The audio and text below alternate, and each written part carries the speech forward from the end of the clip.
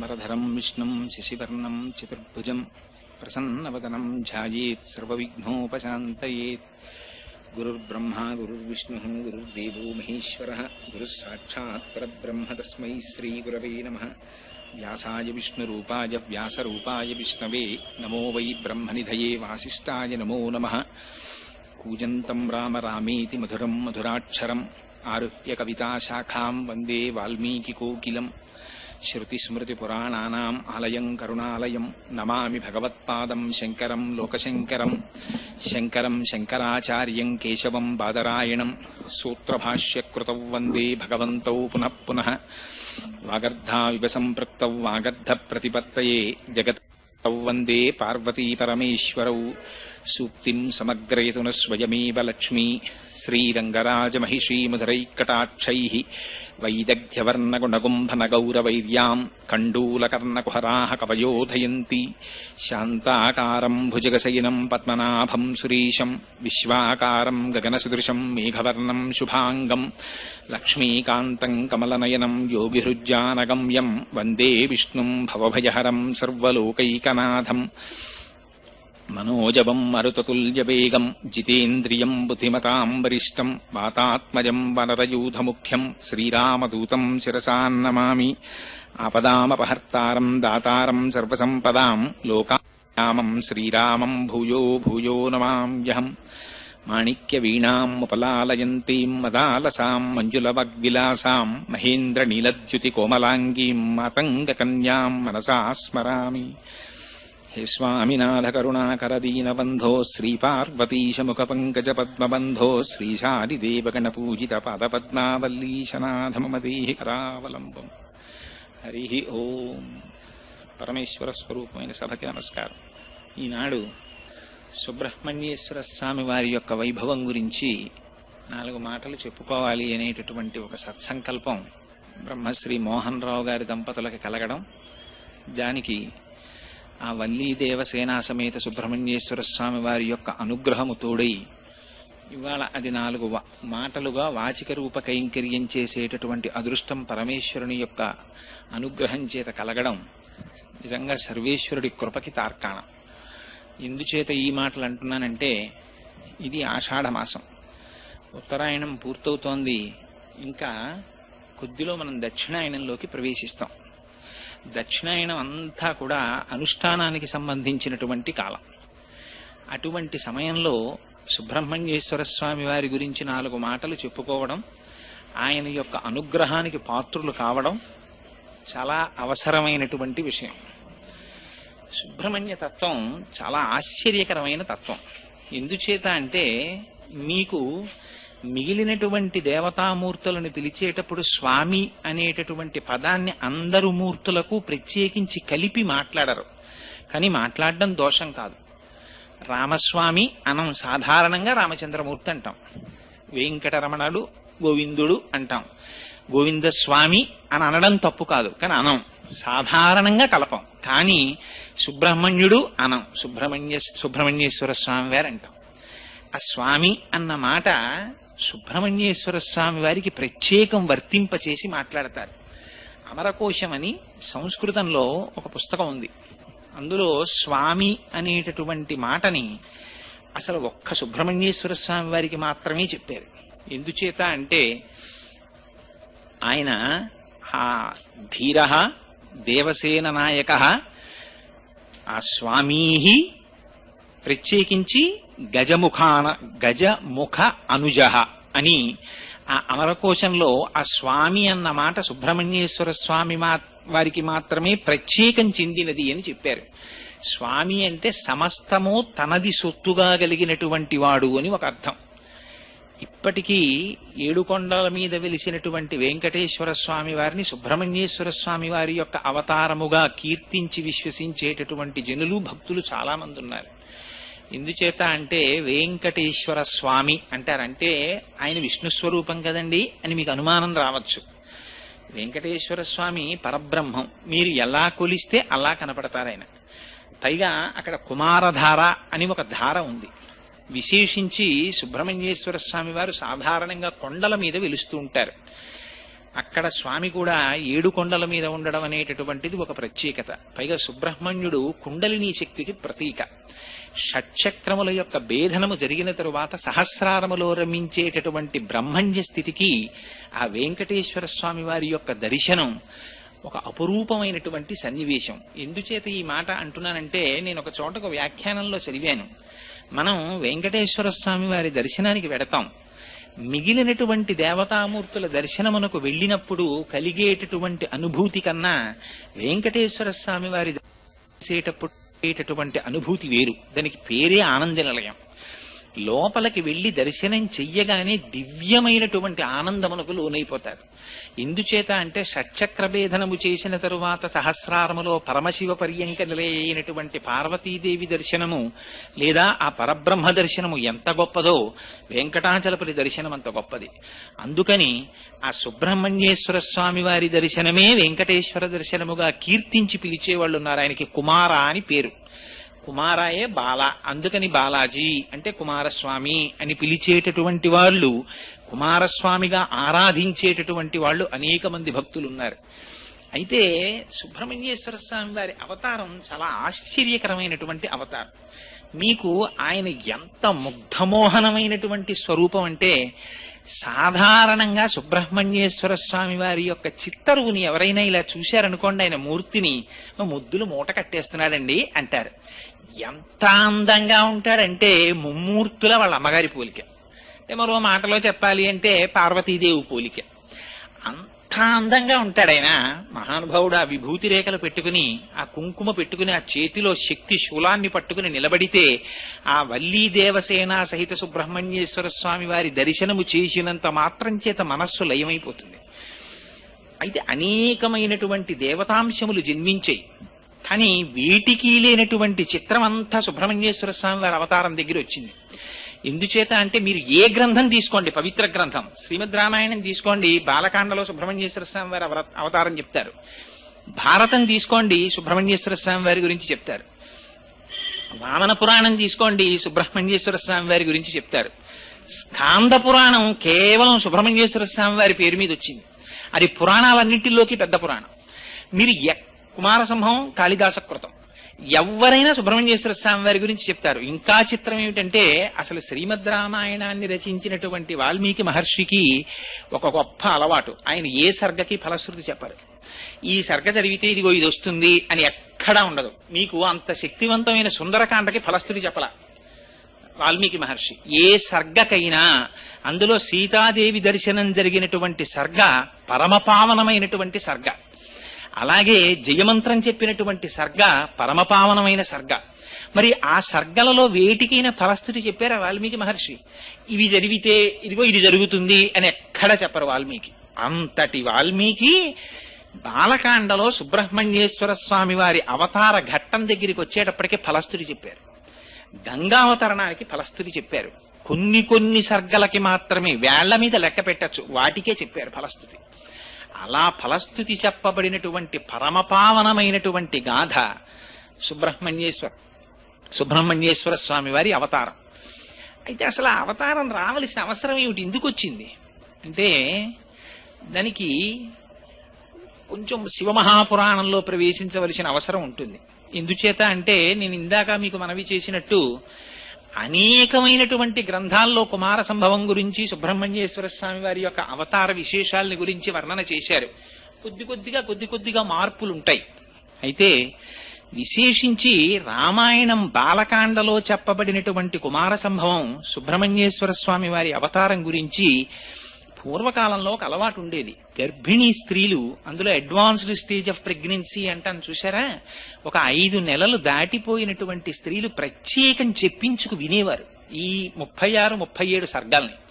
ఎందుకని అంటే, అది విన్నట్టయితే దీర్ఘాయుష్మంతుడు, వీర్యవంతుడు, తేజోవంతుడు అయినటువంటి కుమారుడు జన్మిస్తాడని ఫలస్థుతి.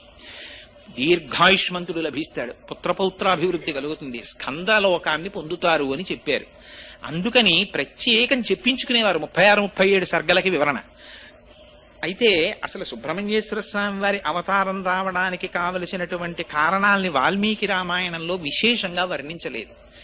వర్ణించినది శివమహాపురాణంలో వర్ణించారు. అందుకని శివమహాపురాణంలోంచి క్లుప్తంగా మీకు ఆ కారణాన్ని వివరిస్తాను. పూర్వకాలంలో కశ్యప ప్రజాపతి దక్ష ప్రజాపతికి ఉన్నటువంటి 27 కుమార్తెలలో కొంతమంది కుమార్తెల్ని కశ్యప ప్రజాపతి వివాహం చేసుకున్నారు. ఆ చేసుకున్న వారిలో ఒకరి పేరు దితి. దితి అంటే ద్వైతాన్ని చూస్తుంది. రెండున్నాయని చూస్తూ ఉండడం అజ్ఞానం. ఆ ద్వైతాన్ని చూడడం దితి. ఆ దితి కశ్యప ప్రజాపతికి ఒక భార్య. దితి ద్వైతాన్ని చూస్తుంది కాబట్టి దితికి పుట్టే పిల్లలందరూ దైత్యులు, రాక్షసులు ఉంటారు. అదితి ఎప్పుడు ద్వైతం చూడదు, ఒక్కటి చూస్తూ ఉంటుంది. అందుకని అదితి సంతానం దేవతలు ఉంటారు. దితికి హిరణ్యాక్ష హిరణ్యకశిపులు జన్మించారు. నృసింహావతారంలో శ్రీ మహావిష్ణువు వాళ్ళని పరిమార్చారు. పరిమారిస్తే ఆవిడికి బాధ కలిగింది. భర్త అయినటువంటి కశ్యప ప్రజాపతిని వేడుకుంది. నాకు ఇంద్రుడితో సమానమైన బలం కలిగిన కుమారుడు, ఇంద్రుణ్ణి సంహరించగలిగిన కుమారులు కావాలి, ఏం చేయమంటారని అడిగింది. ఆయన ఒక పెద్ద వ్రతం చెప్పాడు. ఈ వ్రతం చేయి, నీకు పిల్లలు పుడతారన్నాడు. ఆవిడ వ్రతం చేసింది. సరే, రామాయణం బాలకాండలోనూ చెప్తారు, ఇతర పురాణాల్లోనూ చెప్తారు. పాపం ఆవిడ అంతవ్రతం చేసి చిన్న లోపం వచ్చింది. ఒకరోజు మధ్యాహ్నం అలిసిపోయి గడప మీద తల పట్టుకుని జుత్తు చివరి ముడి వేసుకోకుండా పడుకుంది. ఇంద్రుడు శుశ్రూష చేస్తున్నాడు. లోపల పెరుగుతున్నటువంటి కుమారులు తనని సంహరిస్తారేమో అనేటటువంటి భయం చేత లోపలికి ప్రవేశించాడు. అపచారం జరిగింది కనుక తల్లి గర్భంలోకి వెళ్ళి, అదితి కుమారుడు కనుక దితి తనకి తల్లి, లోపలికి ప్రవేశించి మారుదస్యేతి గర్భం శక్రోప్యభాషత అని ఏడవకంటంటూ లోపల ఉన్న పిండాన్ని నరికేశాడు. నరికేస్తే వాళ్ళు ఏడుస్తున్నారు. తల్లికి తెలివొచ్చింది. ఎంత పని చేశావయ్యా, పిండాన్ని నరికేశావా, పోన్లే వీళ్ళకి స్వర్గలోకంలో నీతో సమానమైన పదవులు ఇమ్మన్నారు. అంటే వాళ్ళు ఇంద్రుడి చేత నరకబడి ఏడవస్తున్నప్పుడు మారుదహ ఎడవకండి అనిపించుకున్నారు కాబట్టి వాళ్ళు మరుత్తులయ్యారు. వాళ్ళు స్వర్గలోకానికి వెళ్ళారు. అక్కడ ఇంద్రుడితో సమాన స్థాయిని అనుభవించారు. అరేరే, నాకు ఇంద్రుడితో సమానమైన పిల్లలు ఇప్పుడు పుట్టలేదని ఆవిడ క్లేశం కలిగింది. మళ్ళీ కశ్యప ప్రజాపతిని అడిగింది. మళ్ళీ కశ్యప ప్రజాపతితో వ్రతం చెప్పారు. మళ్ళీ వ్రతం చేసింది. ఈసారి బ్రహ్మాండమైన కుమారుడు ఒకడు జన్మించాడు. వాడి పేరు వజ్రాంగుడు.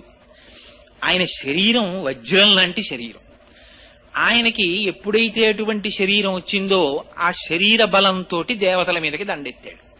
ఇంద్రుణ్ణి పదవీభ్రష్టుణ్ణి చేసి ఇంతకు ముందు మా అమ్మకు గర్భాంతర్గతమైనటువంటి పిండాన్ని నరికాడు కనుక ఇంద్రుణ్ణి ఖైదు చేస్తానని తీసుకొచ్చి కారాగారంలో పెట్టాడు. దేవతలకి నాయకుడు లేడు. ఆ సమయంలో పాపం చతుర్ముఖ బ్రహ్మగారు బయలుదేరి కశ్యప ప్రజాపతి దగ్గరికి వచ్చి కశ్యప ప్రజాపతిని తీసుకుని వజ్రాంగుడి దగ్గరికి వెళ్ళారు. ఆయన ఇంద్రుణ్ణి ఖైదు చేసేవేమిట్రా, తప్పు విడిచిపెట్టమన్నారు. వీడు పరమపాపాత్ముడు, మా తల్లి యొక్క గర్భాంతర్గతమైనటువంటి పిండాన్ని నరికేశాడు. అయినా మీరు పెద్దలు వచ్చి అడిగారు కనుక విడిచిపెట్టేస్తున్నాను. నాకేం స్వర్గలోకాన్ని భోగించాలని కోరిక లేదని విడిచిపెట్టి ఆయన ఒక విచిత్రమైన కోరిక కోరాడు వజ్రాంగుడు. జరిగిపోయింది, నాకు అపారమైనటువంటి సత్వగుణము కలిగేటట్టుగా అనుగ్రహించవలసింది అన్నాడు. బ్రహ్మగారు ఉపదేశం చేశారు. సత్వగుణం ఆవిర్భవించింది. పరమభక్తుడైపోయాడు. అయితే బ్రహ్మగారు అంతర్ధానం చెందే ముందు వరాంగి అనేటటువంటి ఒక స్త్రీని సృష్టించి ఈయనకి ఇచ్చారు. ఈయన వరాంగిని తీసుకుని ఇంటికి వెళ్ళాడు. కొంతకాలం అయిపోయిన తర్వాత వరాంగి ఒక విచిత్రమైన కోరిక కోరింది. ఇంతకాలం నుంచి మీతో ఉన్నాను, నాకు ఒక కుమారుణ్ణి ప్రసాదించండి అంది. తప్పకుండా ప్రసాదిస్తాను అన్నాడు. ఎటువంటి కుమారుడై ఉండాలి? వాడి చేష్టితముల చేత విష్ణువుకు బాధ కలగాలంది ఆవిడ కోరికది. ఆయన భర్త సత్వగుణాన్ని పొందాడు, భార్య తమోగుణాన్ని పొందింది. అరేరే, ఎంత మాట అడిగిందిరా, నేను ఇవాళ సత్వగుణంలో ఉన్నాను, ఇలాంటి కుమారుడు కావాలని అడిగిందని వెళ్ళి మళ్ళీ బ్రహ్మగారి గురించి తపస్సు చేశాడు. మళ్ళీ బ్రహ్మగారు ప్రత్యక్షమయ్యారు. ఏం కావాలన్నాడు. ఇదిగో ఎవ్వరి చేత ఓడింపబడినటువంటి కుమారుడు ఒకడు కావాలని అడిగాడు. తథాస్తు, జన్మిస్తాడన్నాడు. ఆయన వచ్చాడు, వీర్యాన్ని భార్య యందు నిక్షేపించాడు. అటువంటి కుమారుడే సంభవించాడు. ఆ కుమారుడు సంభవిస్తుండగానే దిక్కులన్నట అగ్నిహోత్రం పుట్టిందిట. భూమి నుంచి ధూళి పైకి రేగింది. సముద్రములు నదులు కల్లోలాన్ని పొందాయి. నక్కలు పెద్ద పెద్ద ఊళలు వేసే ఊళ్ళల్లోకి వచ్చి కాకులు గ్రద్దలు నిష్కారణంగా అరుపులు మొదలెట్టాయి. గోవుల కన్నుల వెంట నీరు కారిందిట. వాటి పొదుగుల మీద రక్తం చిమ్మిందిట. కనపడకూడనటువంటి దుశ్శకునములన్నీ కనపడ్డాయి.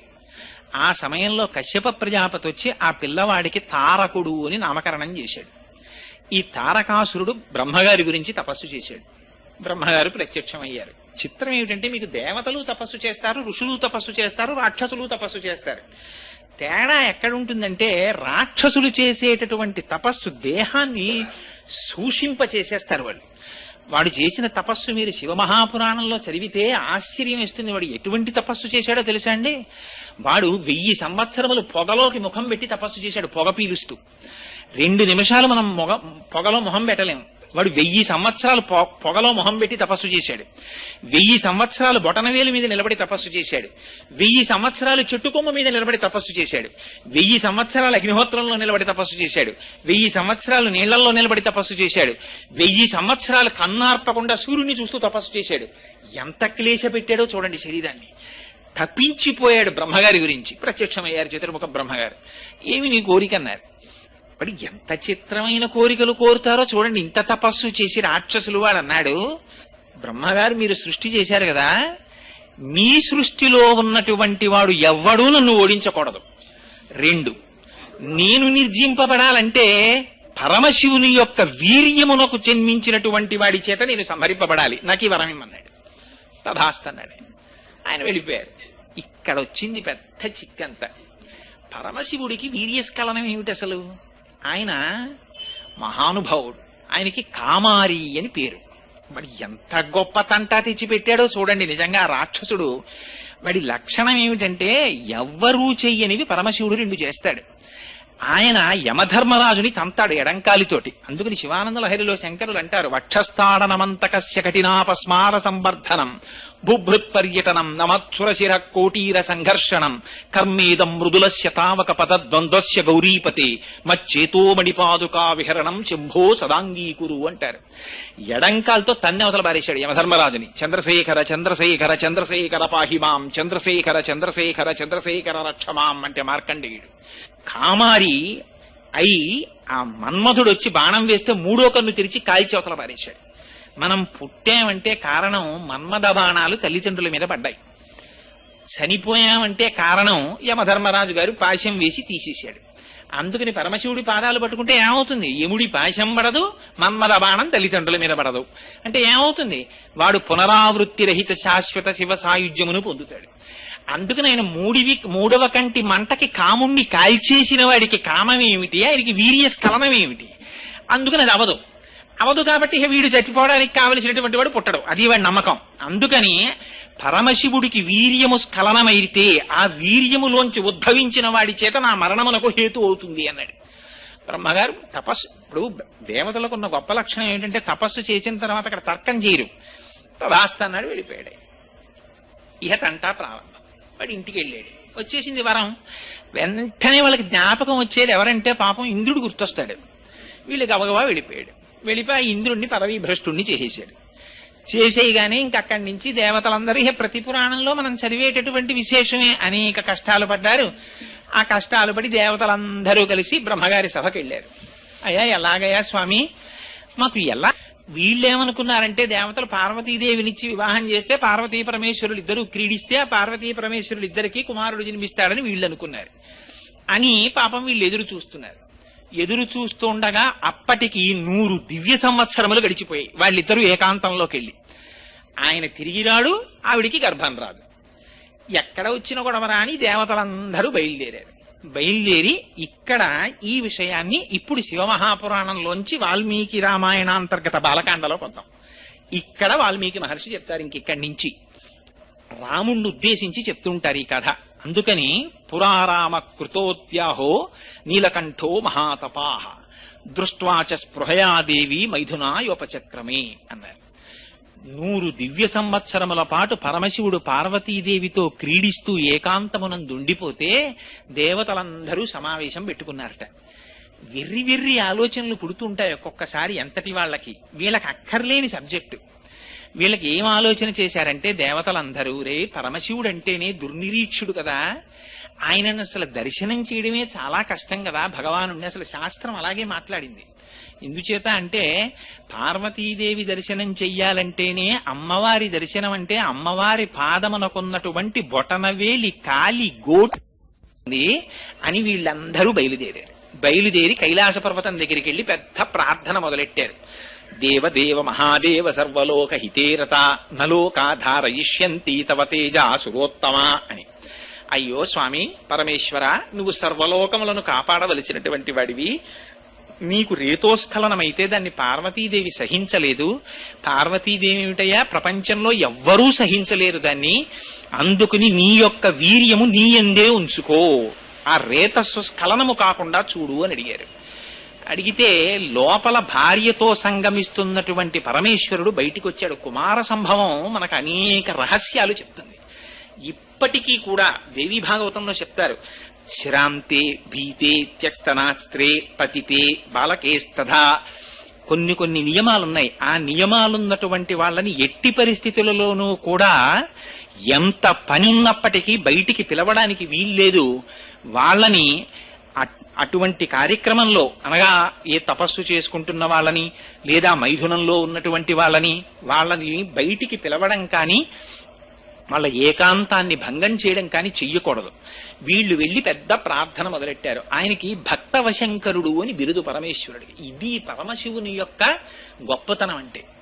అటువంటి సమయంలో మహాయోగి అయినటువంటి పరమశివుడు భార్యా సంగమాన్ని విరమించి, అరేరే పిల్లలు ఎక్కడో పెద్ద కేకలు వేస్తున్నారు నా కోసమని, ఆ మాట వేయడంలో చూడండి వాల్మీకి మహర్షి ఏం మాట వేశారో చూడండి.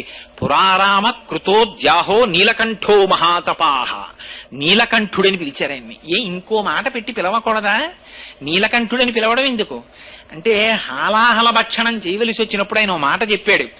పరహితము చేయునెవ్వడు పరమహితుండగును భూత పంచకమునకున్ పరహితమి పరమధర్మము పరహితునకు నిదురు లేదు పర్వేందుముఖి. ఈ భూత పంచకానికి ఎవరు ఉపకారం చేస్తారో వాళ్ళు అంతటి చేత ఉపకారం చేయబడతారు. అందుచేత నేను ఈ హలాహలాన్ని బుచ్చేసుకుంటానన్నాడు పరమశివుడు. ఆయన అంతటి మహాత్యాగి. ఆయనకి బిరుదు కూడా భక్తవశంకరుడు. భక్తులు ఆర్తితో శివా అని పిలిస్తే చాలు గబగబా పరిగెత్తుకొచ్చేస్తాడు ఆయన. అందుకే భాగవతంలో పోతన గారు అంటారు, చని కైలాసముజొచ్చి శంకరుడి వాసద్వారముంజేరు ఈశుని దవ్వారికు లడ్డుపడ్డ తలమంచుంజొచ్చి కుయ్యో ముర్రో విను మాలింపుము చిత్తగింపుదయన్ వీక్షింపుమన్ సంభుజానన ముఖ్యుల్ కని ఆర్తరక్షణ కళా సంరంభునిన్ శంభునిన్ అన్నారు.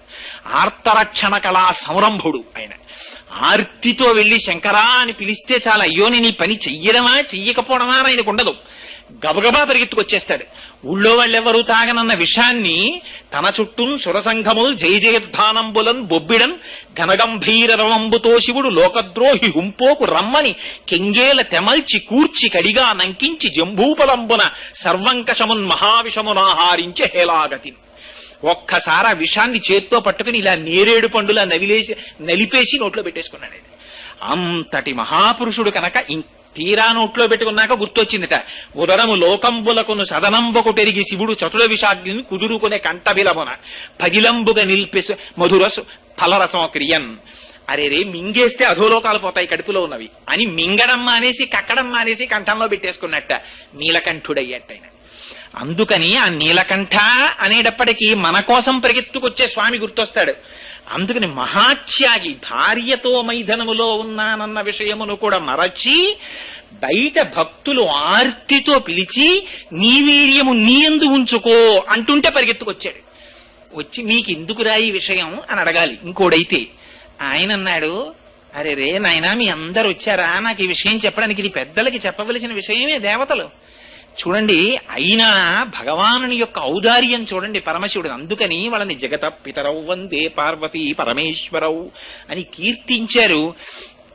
మహానుభావుడు నిత్యాయ త్రిగుణాత్మనే పురజితే కాచ్యాయనీ శ్రేయసే సత్యాయాజ్య కుటుంబినే మునిమన ప్రత్యక్ష చిన్మూర్తయే మాయా సృష్ట జగత్రయాయ చకలాం నాయాంత సంహారిణే సాయంతాండవ సంభ్రమాయ జటినే సేయం పతిశంభవే అంటారు శంకర భగవత్పాదులు.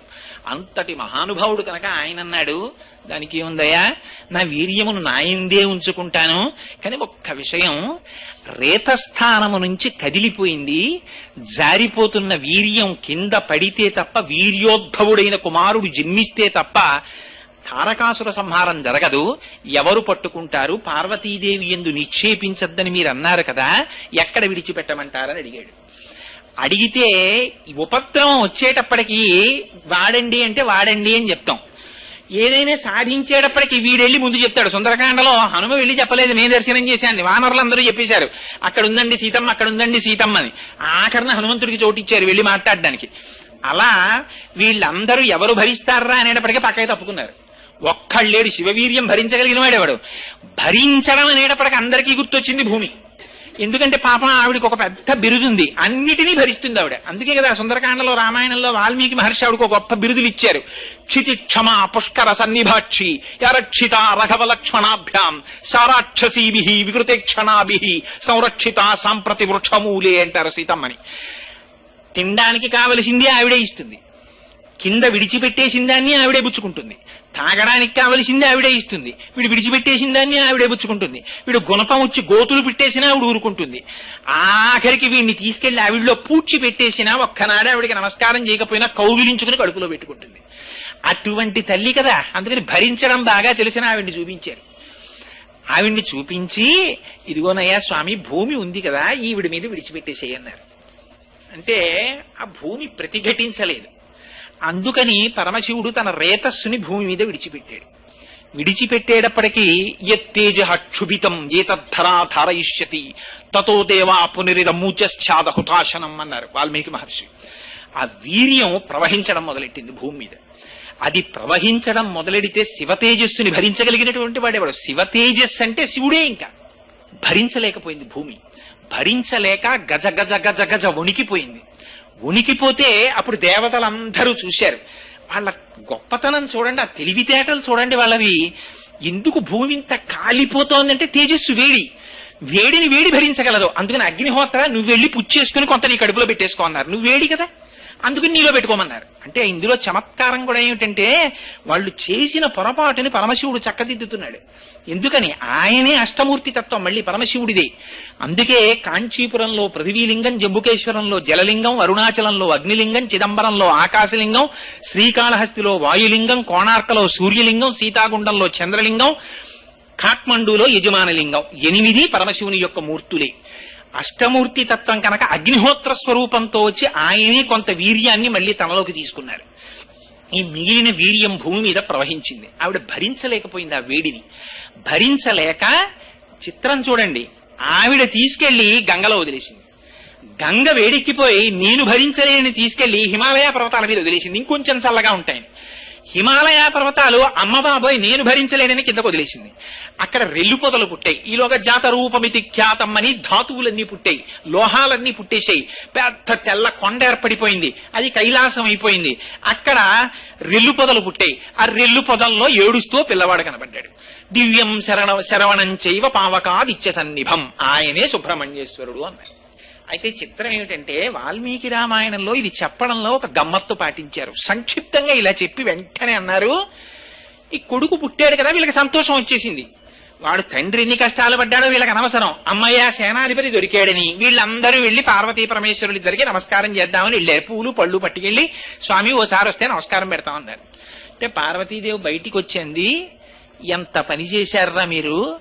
స్త్రీ కోరుకునేటటువంటి గొప్ప సౌభాగ్యం ఏమిటి? భర్తని తనయందు మొయ్యాలనుకుంటుంది. ఇది భార్యాస్వరూపం అంటే. భర్త తను ఒక్క తాళి కట్టిన భార్యకి తప్ప అన్యులకు ఇవ్వకూడనటువంటి కటాక్షం తనని తన భార్య యందు నిక్షేపిస్తాడు. ఆ భార్య తన పతి యొక్క స్వరూపాన్ని తన కడుపులో పెంచి పెద్ద చేసి ప్రసవిస్తుంది తప్ప తన స్వరూపాన్ని వేరొక చోట నిక్షేపించకూడదు పురుషుడు. అందుచేత నా భర్త యొక్క స్వరూపాన్ని భరించవలసినది నేను కడుపులో, కానీ నేను భరించలేనని మీరు వీర్యస్ఖలనం చేయించారు పరమశివుడి చేత, భూమి చేత భరింపచేశారు. అందుకని మీకు నేను శాపం ఇస్తున్నాను. ఏమిటో తెలుసా? అపత్యం స్వేషు దారేషు యస్మాన్నోత్స్వాద్వైష్యథ అవనేనైక రూపత్వం బహుభార్యా భవిష్యసి నచ పుత్ర కృతాం ప్రీతిం మత్క్రోధ కలుషీకృత ప్రాప్యసి త్వం సుదుర్మేధే మమ పుత్రమనిచ్చతి. పార్వతీదేవి శపించింది.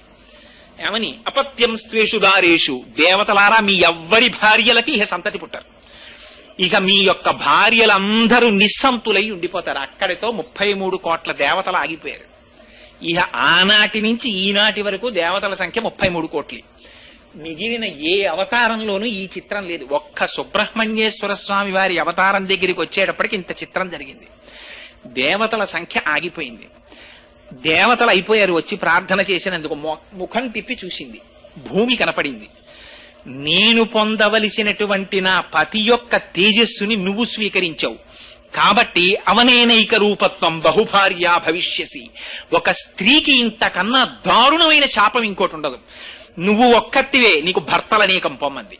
అందులో వావివరసలు లేకుండా ఉంటాయి. ఎందుకని? తండ్రి గారు భూమిపతే, కొడుకు గారు భూమిపతే. తండ్రి ఆ భూమికి పతే పరిపాలిస్తాడు, ఆ తండ్రికి కొడుకు మళ్ళీ భూమికి పతే. కారే రాజులు రాజ్యములు గెలువరే, గర్వోన్నతిం పొందరే, వారేది సిరి మూట కట్టుకుని పోవంజాలిరే, భూమిపై పేరైనం కలదే, శిబి ప్రముఖులను ప్రీతిన్ యశక్కాముల ఈరే కోర్కెలు వరలంతలపరే ఇక్కాలమున్ భార్గవ అంటారు పోతన గారు. ఎంతమంది వచ్చారో ఎంతమంది వెళ్ళిపోయారు. అందుకని అవనేనైక రూపత్వం బహుభార్యా భవిష్యసి. నీకు బోల్డ్ మంది భర్తలు అవతల బొమ్మంది. ఎందుకని? తన భర్త వీర్యం తను పొందకుండా చేసింది కాబట్టి అని ఇంకొక మాట అంది. నువ్వు ఒక స్వరూపంతో ఉండవు, అనేకమైనటువంటి స్వరూపాలతో ఉంటావు.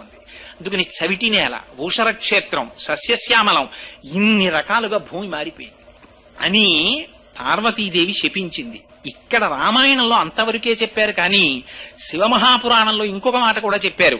అగ్నిహోత్రుడి వంక చూసింది. భూమి భరించలేని తేజాన్ని నువ్వు భక్షించావు కాబట్టి నువ్వు సర్వభక్షకుడు అయిపోతావు. ఇది తినచ్చా ఇది తినకూడదా అని ఉండదు. శవం దగ్గర నుంచి ప్రతిదాన్ని కాలుస్తావు మంది. ఆనాటి నుంచి ఈనాటి వరకు అగ్నిహోత్రుడు సర్వభక్షకుడు. ఇవన్నీ అమ్మవారి శాపాలు. కుమార సంభవ సమయంలో పార్వతీదేవి ఆగ్రహం చెంది ఇచ్చినటువంటి శాపాలు. ఆనాటి నుంచి ఈనాటి వరకు కుమార సంభవం ఒక నీతి నేర్పుతుంది మనకు. అత్యంత ప్రమాదకరం ఏమిటంటే భార్యా భర్తృ సమాగమ సమయమునందు వెళ్లి వారిని ఎట్టి పరిస్థితులలోనూ కూడా వారి ఏకాంతమును భంగపరచరాదు. అది పరమ పవిత్రమైనటువంటి కృత్యం. పూర్వం సృష్టి కార్యం అదొక యజ్ఞం కింద చూసేవారు పెద్దలు. సరే, దాని గురించి నేను పెద్ద చర్చ చేయదలుచుకోలేదనుకోండి. అందుచేత అమ్మవారు శపించింది. సరే, ఈ శాపములు అయిపోయిన తరువాత వీళ్ళందరూ దీనమైన ముఖాలు వేసుకున్నారు, వెళ్ళిపోయారు. పరమశివుడికి కామమేమిటి? ఆయనకి లోక రక్షణ హేతువు కొరకు వీర్యాన్ని స్రవించాడు. కానీ అది వాళ్ళు భూమిని చూపించారు. భూమిని చూపించడంలో అరెరే రేతస్సు ఫలితాన్ని ఇవ్వలేకపోతోందని అగ్నిస్వరూపంతో కొంత తేజస్సుని దాచాడు ఆయన. వెళ్ళిపోయారు. పార్వతీ పరమేశ్వరులు ఉత్తర దిక్కుకెళ్లి తపస్సు చేసుకుంటున్నారు. తారకాసురుడి ఆగడాలు మిన్నంటిపోయాయి. వీళ్ళందరూ బ్రహ్మగారి దగ్గరికి వెళ్ళారు. వెళ్ళి, అయ్యయ్యో మహానుభావ, మేం బుద్ధి లేక పరమశివుని యొక్క రేతస్సు భూమి మీద పడేటట్టు చేశాం. ఈనాడు దేవతలకి నాయకుడు లేడు, మమ్మల్ని ఏం చెయ్యమంటావని అడిగారు. బ్రహ్మగారు, నేను అప్పుడప్పుడు చెప్తుంటానే, ఆయన కన్సల్టెంట్ ఫిజిషియన్ లాంటివాడు. ఆయన చతుర్ముఖ బ్రహ్మగారి దగ్గరికి వెళితే ఆయన ఒక అద్భుతమైన సలహా ఇస్తాడు. ముందు డయాగ్నోసిస్, ఇది చెయ్యి ఏమిటో ఇక్కడ నొప్పెడుతోందండి అంటే ఊళ్ళో ఫలానా న్యూరాలజిస్ట్ దగ్గరికి వెళ్ళండి అని రిఫరెన్స్ రాసిస్తాడు. ముందు డయాగ్నోసిస్ ఆయన చేస్తాడు, పర్ఫెక్ట్ డయాగ్నోసిస్. అందుకని చతుర్ముఖ బ్రహ్మగారు అన్నారు, అబ్బాయి, ఇప్పుడు శివవీర్యాన్ని ధరిస్తే కదా అసలు పిల్లవాడు పుట్టడం. ఆవిడ శపించేసింది పార్వతీదేవి, అపత్యం స్త్వేషు దారేషు, దేవతల భార్యలు ఎవ్వరికీ పిల్లలు పుట్టరు. కాబట్టి ఇప్పుడు భరించేవాళ్ళు ఎవరు? పైగా మీకెవరికైనా ధైర్యం ఉందా? పోనీ ఇప్పుడు మళ్ళీ శివవీర్యాన్ని భరించేటటువంటి ఉద్దేశం ఏ స్త్రీకైనా ఉందా? అంటే ఎవరొస్తారు మళ్ళీ అమ్మవారికి తెలిస్తే? అందుకని ఎవరూ రారు. కాబట్టి ఎవరైతే ఆవిడ ఒప్పుకుంటుంది, తనకి తోడ పుట్టిందో ఒక ఆవిడుంది. ఎవరు? హిమవంతుని యొక్క పెద్ద కూతురు గంగాదేవి. తన అక్కగారే కాబట్టి బహుశः గంగాదేవి స్వీకరిస్తే ఆవిడికి కోపం రాకపోవచ్చు. అందుకని గంగలో శివవీర్యాన్ని విడిచిపెట్టండి. ఎక్కడుంది ఇంకా శివవీర్యం? అగ్నిహోత్రుడి దగ్గర ఉంది. ఆయన భూమి భరించలేనప్పుడు కొంత స్వీకరించాడు కాబట్టి అగ్నిహోత్రుడు అష్టమూర్తి తత్వంలో పరమశివుడే. అందుకని తీసుకువెళ్లి అక్కడ విడిచిపెట్టు గంగలో అన్నారు. అంటే ఎంత జాగ్రత్త చూపించారో చూడండి. అందుకే కుమార సంభవం వింటే అటువంటి కుమారులు కలుగుతారనడానికి కారణం అది. ఈయన వెళ్లి ప్రార్థన చేశాడు అగ్నిహోత్రుడు. ఏమని? గర్భం ధారయ వైదేవి దేవతానామిదం ప్రియం తస్య దద్వచనం శ్రుత్వా దివ్యం రూపమధారయత్. అమ్మా గంగా, దేవతలందరూ కోరుతున్నారు, పరమశివుని యొక్క రేతస్సు నా యందు ఉన్నది, దాన్ని నీ యందు విడిచిపెడతాను, నువ్వు అనుగ్రహించవలసింది అన్నాడు. అంటే తస్య దద్వచనం శ్రుత్వా, ఆ మాటలు విని ఆవిడ ప్రీతి పొందిందిట. ప్రీతి పొంది దివ్యం రూపమధారయత్, చక్కనైన రూపాన్ని పొందిందిట. అగ్నిహోత్రుడు సమాగమించాడు గంగాదేవితోటి. సమాగమించి శివుని యొక్క రేతస్సుని గంగలోకి ప్రవేశపెట్టాడు. ప్రవేశపెడితే అక్కడ ఎంత గొప్ప మాటలు వాడారో తెలుసా అండి? సర్వావయవముల యందు తృప్తిని పొందిందిట గంగ. పూర్ణాయుర్దాయము కలిగిన వాడు, గొప్ప తేజస్వి, వీర్యవంతుడు, తెలివైన వాడు, ఇటువంటి కుమారుడు జన్మించాలంటే ఆనుకూల్యము భార్య యందుండి ఆరోగ్యవంతురాలై సమాగమనముకు సిద్ధపడి పరమ ప్రీతిపాత్రులైనటువంటి దేవతామూర్తుల దర్శనం చేస్తూ ఉండగా అటువంటి విషయాలు మనస్సులో నింపుకొని భార్య యందు సమాగమించినటువంటి వాళ్ళకి అపారమైన తేజోవంతులైన కుమారుడు జన్మిస్తారు. ఇది కుమార సంభవం చెప్పేటటువంటి రహస్యం, నా సొంతంగా చెప్తున్నది కాదు. అంతేకాని ఏదో తొండని గద్దెత్తుకుపోతున్న ఫోటోలు ఇలాంటివి బెడ్రూముల్లో పెట్టుకుంటే అలాంటి కీచక ప్రవృత్తున్న పిల్లలే పుడతారు. అందుకని బెడ్రూముల్లో ఎలాంటి ఫోటోలు పెట్టుకోవాలో కూడా కుమార సంభవం చెప్పేసింది. అందుకని దివ్యం రూపమధారయత్, ఆవిడ దివ్యమైన రూపాన్ని పొందింది. ఆ తేజస్సుని విడిచిపెట్టాడు గంగలోకి.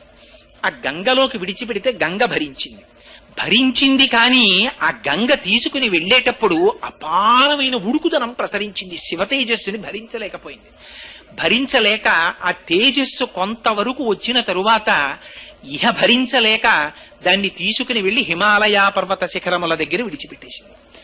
ఆ హిమాలయ పర్వత శిఖరముల దగ్గర విడిచిపెట్టినప్పుడు ఒక ఆశ్చర్యకరమైనటువంటి సంఘటన జరిగింది.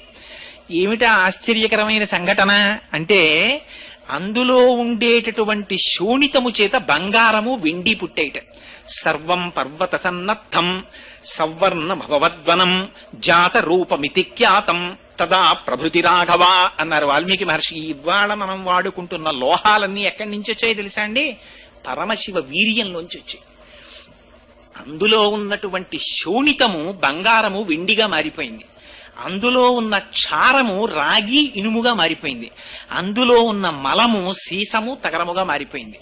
అందుకే మళ్ళీ ఇవన్నీ తిరిగిపోతే ఆయుర్వేదంలో అందుకే పాదరసాన్ని శివవీర్యం కింద చెప్తారు.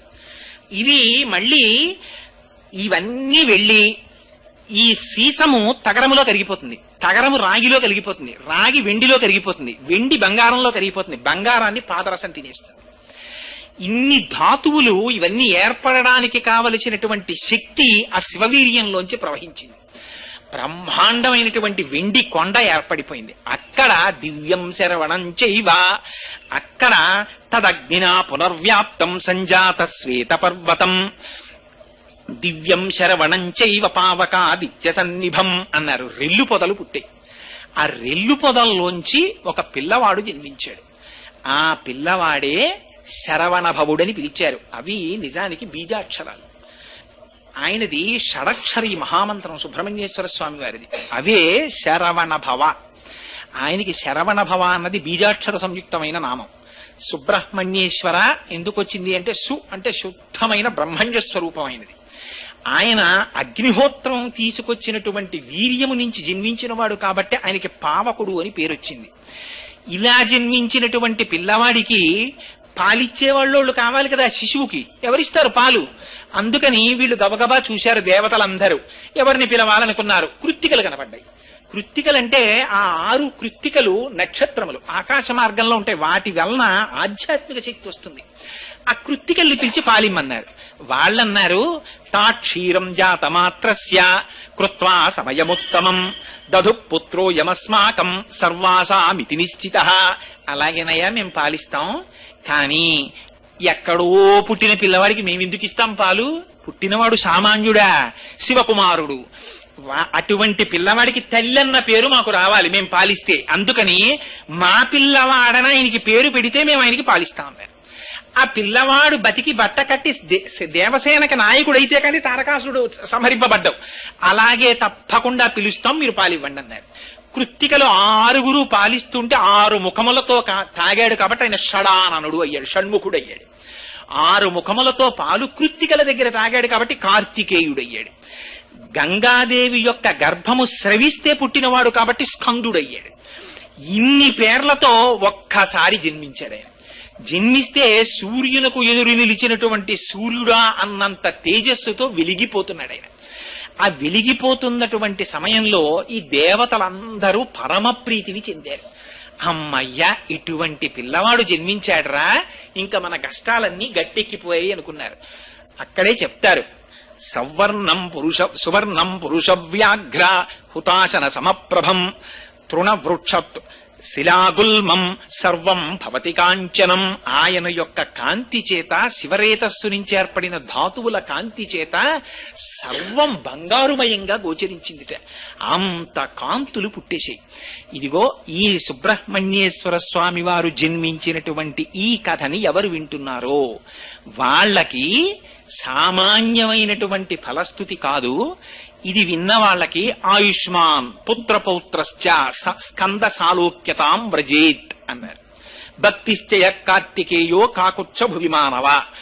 ఈ భూలోకంలో ఎవరైనా కూర్చుని సుబ్రహ్మణ్యేశ్వర స్వామి వారు జన్మించినటువంటి కథని శ్రద్ధాభక్తులతో విన్నంత మాత్రం చేత వాళ్ళకి అకాల మరణము ఉంటే జాతకంలో అది ఆ దోషము పోయి వాళ్ళకి దీర్ఘాయుర్దాయం కలుగుతుంది.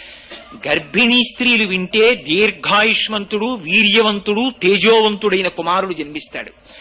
సరికదా వంశం నిలబడుతుంది. నిలబడి ఇంతకు ముందు పుత్ర సంతానము ఉండకూడదని జాతకంలో ఉంటే సుబ్రహ్మణ్యేశ్వర స్వామి వారి యొక్క జననమును వింటే వాళ్ళకి కొడుకులు పుడతారు. అందుకని చిట్ట చివర స్కందలోకాన్ని పొందుతారు. నేను స్కందసాలోక్యతాం వ్రజేత్ అని ఫలస్థుతి చెప్పాడు. అయితే అలా చెప్పేస్తే పూర్తయిపోయింది కదండి. కానీ చిత్రం ఏమిటంటే దీని మీద సుబ్రహ్మణ్యేశ్వర స్వామి వారి జననంలో ఉన్నటువంటి గొప్పతనం ఎక్కడొచ్చిందంటే శంకర భగవత్పాదాచార్యులు బ్రహ్మసూత్రాలకి భాష్యం రాశారు. భాష్యం రాస్తూ 32వ సూత్రానికి భాష్యం రాస్తూ ఒక మాట అన్నారు. సనత్కుమారుడు పరమశివునికి వరమిచ్చి కుమారుడిగా జన్మించినట్లు అని ఉటంకించారు ఒక చోట. ఇది చదివారు చంద్రశేఖర పరమాచార్యుల వారు. చదివి సనత్కుమారుడు పరమశివుడికి వరం ఇవ్వడం ఏమిటి, అసలు పరమశివుడు ఇంకోళ్ళకి వరం ఇస్తాడు కానీ ఆయనకి ఈయన వరం ఇవ్వడం ఏమిటి అని ఆశ్చర్యం వేసి చంద్రశేఖర పరమాచార్యుల వారంతటి వారికి ఇది అర్థం గాక 20 సంవత్సరముల పాటు కనపడ్డ ప్రతి పండితుణ్ణి అడిగారు, మీకు ఈ విషయం ఏమైనా తెలుసా అని. అందరు పండితులు అయ్యో మాకేమిటో తెలియదండి, ఆ విషయం మేము ఎక్కడా వినలేదనేవారు. ఆఖరణ ఒకసారి 18 పురాణాలని తమిళ భాషలోకి అనువదించిన ఒక మహాపండితుడు ఎలా అయినా చంద్రశేఖరులకి విషయం చెప్పాలని పరిశ్రమించి భిక్షావందనం చేసి ఒక రోజున చంద్రశేఖరులకు వచ్చి చూపించాడు ఎక్కడదో ఈ రహస్యం. త్రిపురా రహస్యము అనేటటువంటి దాంట్లో మాహాత్యకాండలో ఉంది ఈ రహస్యం, సుబ్రహ్మణ్యేశ్వర స్వామి వారి జననం గురించి. అందులో అసలు రహస్యాన్ని బయటపెట్టారు.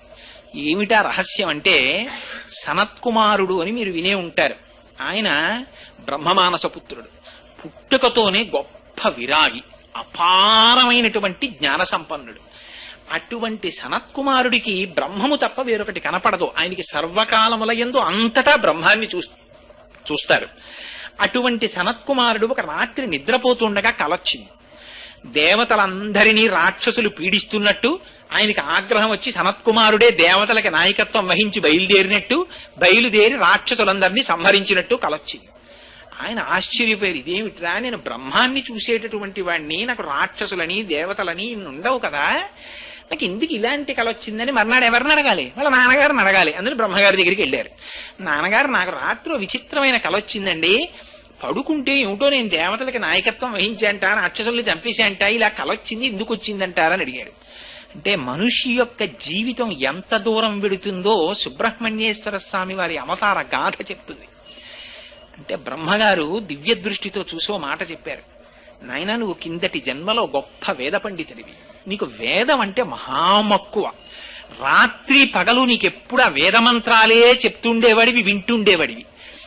నీకు వేదమంటే ప్రీతి కనుక వేదము చేత ప్రతిపాదింపబడిన మంత్రముల చేత హవిస్సులను తీసుకుని లోకమునకు ఉపకారము చేసేటటువంటి దేవతలంటే మిక్కిలి భక్తి. ఆ దేవతలకి శత్రువులైన రాక్షసులంటే క్రోధం.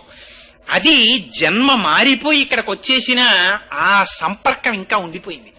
ఇప్పుడు కలొచ్చింది, వచ్చి ఇంకా దేవతలకి నువ్వు నాయకుడివై రాక్షసుల్ని చంపాలని కోరిక ఉంది నీకు అన్నారు. కానీ ఇక్కడ చిత్రం ఏమిటో తెలుసా అండి, బ్రహ్మవాదికి సంతతము బ్రహ్మమును దర్శించేవాడి నోటి వెంట ఒక మాట అన్నాడు అనుకోండి, అది సత్యం అయిపోతుంది. వాడు సత్యం చెప్పడం కాదు, వాడు అన్నది సత్యం అవుతుంది. బ్రహ్మం పరమేశ్వరుడు దాన్ని సత్యం కింద మార్చేస్తాడు. అందుకని మరి సనత్కుమారుడికి కలొచ్చింది దేవతలకి నాయకుడు అవ్వాలని. ఎలా ఇప్పుడు దాన్ని సత్యం చేయడం? ఆయనేమో బ్రహ్మజ్ఞాని, ఆయనకి లోకంలో శత్రువు లేడు, మిత్రుడు లేడు. తుల్య నిందాస్తుతిర్మౌని సంతుష్టో ఏనకేనచిత్ అర్యేత స్థిరమతి భక్తిమాన్ మే ప్రియోనర.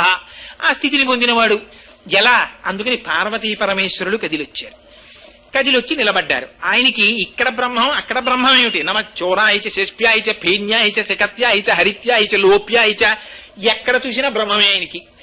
ఆ బ్రహ్మంలో బ్రహ్మం మళ్ళీ పరమశివుడు వస్తే కొత్త బ్రహ్మం ఏమిటి? అంతా బ్రహ్మమే. అందుకని ఆయన ఏం లేవలేదు, నమస్కారం చేయలేదు, అంతా శివుడే, ఇంకా కొత్త శివుడే ఉన్నాకని అలా చూస్తున్నాడు. ఆయన చూస్తుంటే పరమశివుడు పరీక్ష పెట్టాలనుకున్నాడు. ఏమో నీకు జ్ఞానినని చాలా అహంకారంగా ఉంది, నేను పార్వతీ సహితుడినై వస్తే లేచి నమస్కారం చేయలేదు, నిన్ను శపిస్తానన్నాడు.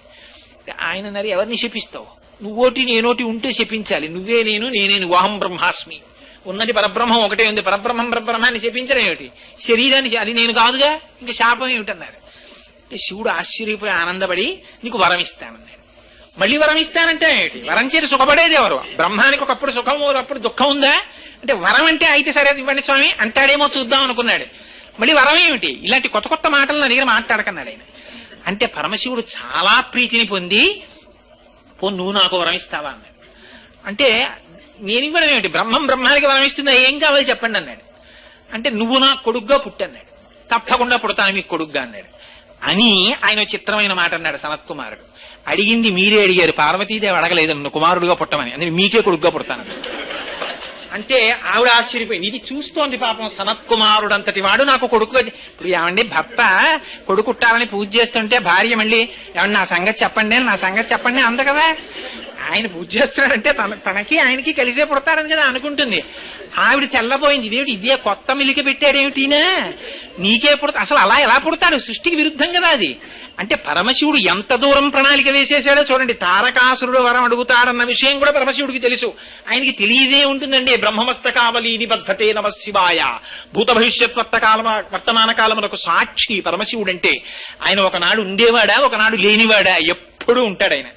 అందుకని ఆయనకి తెలుసు కాబట్టి ఆయన తనకి కుమారుడిగా స్వీకరిస్తానని సంతోషపడ్డారు. పార్వతీదేవి అంది, సరే నువ్వు ఆ మాట అన్నావు బానే ఉంది, ఆయన అడిగారు నువ్వు వరం ఇచ్చావు, నువ్వు నా కొడుగ్గా పుట్టని శివుడు అడిగాడు, నేను నీ కొడుగ్గా పుడతానని నువ్వన్నావు. భార్యకి భర్తకి భేదం ప్రపంచంలో ఎక్కడన్నా చూస్తారా?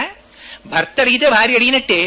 అందుకని ఆయనకి కొడుకుగా పుడతానంటే నాకు కొడుకుగా పుట్టినట్టే. అంతేగాని మళ్ళీ నీకు పుట్టను ఆయనకి పుడతానంటే ఏంటి? అందుకని నువ్వు నాకే పుట్టాలి.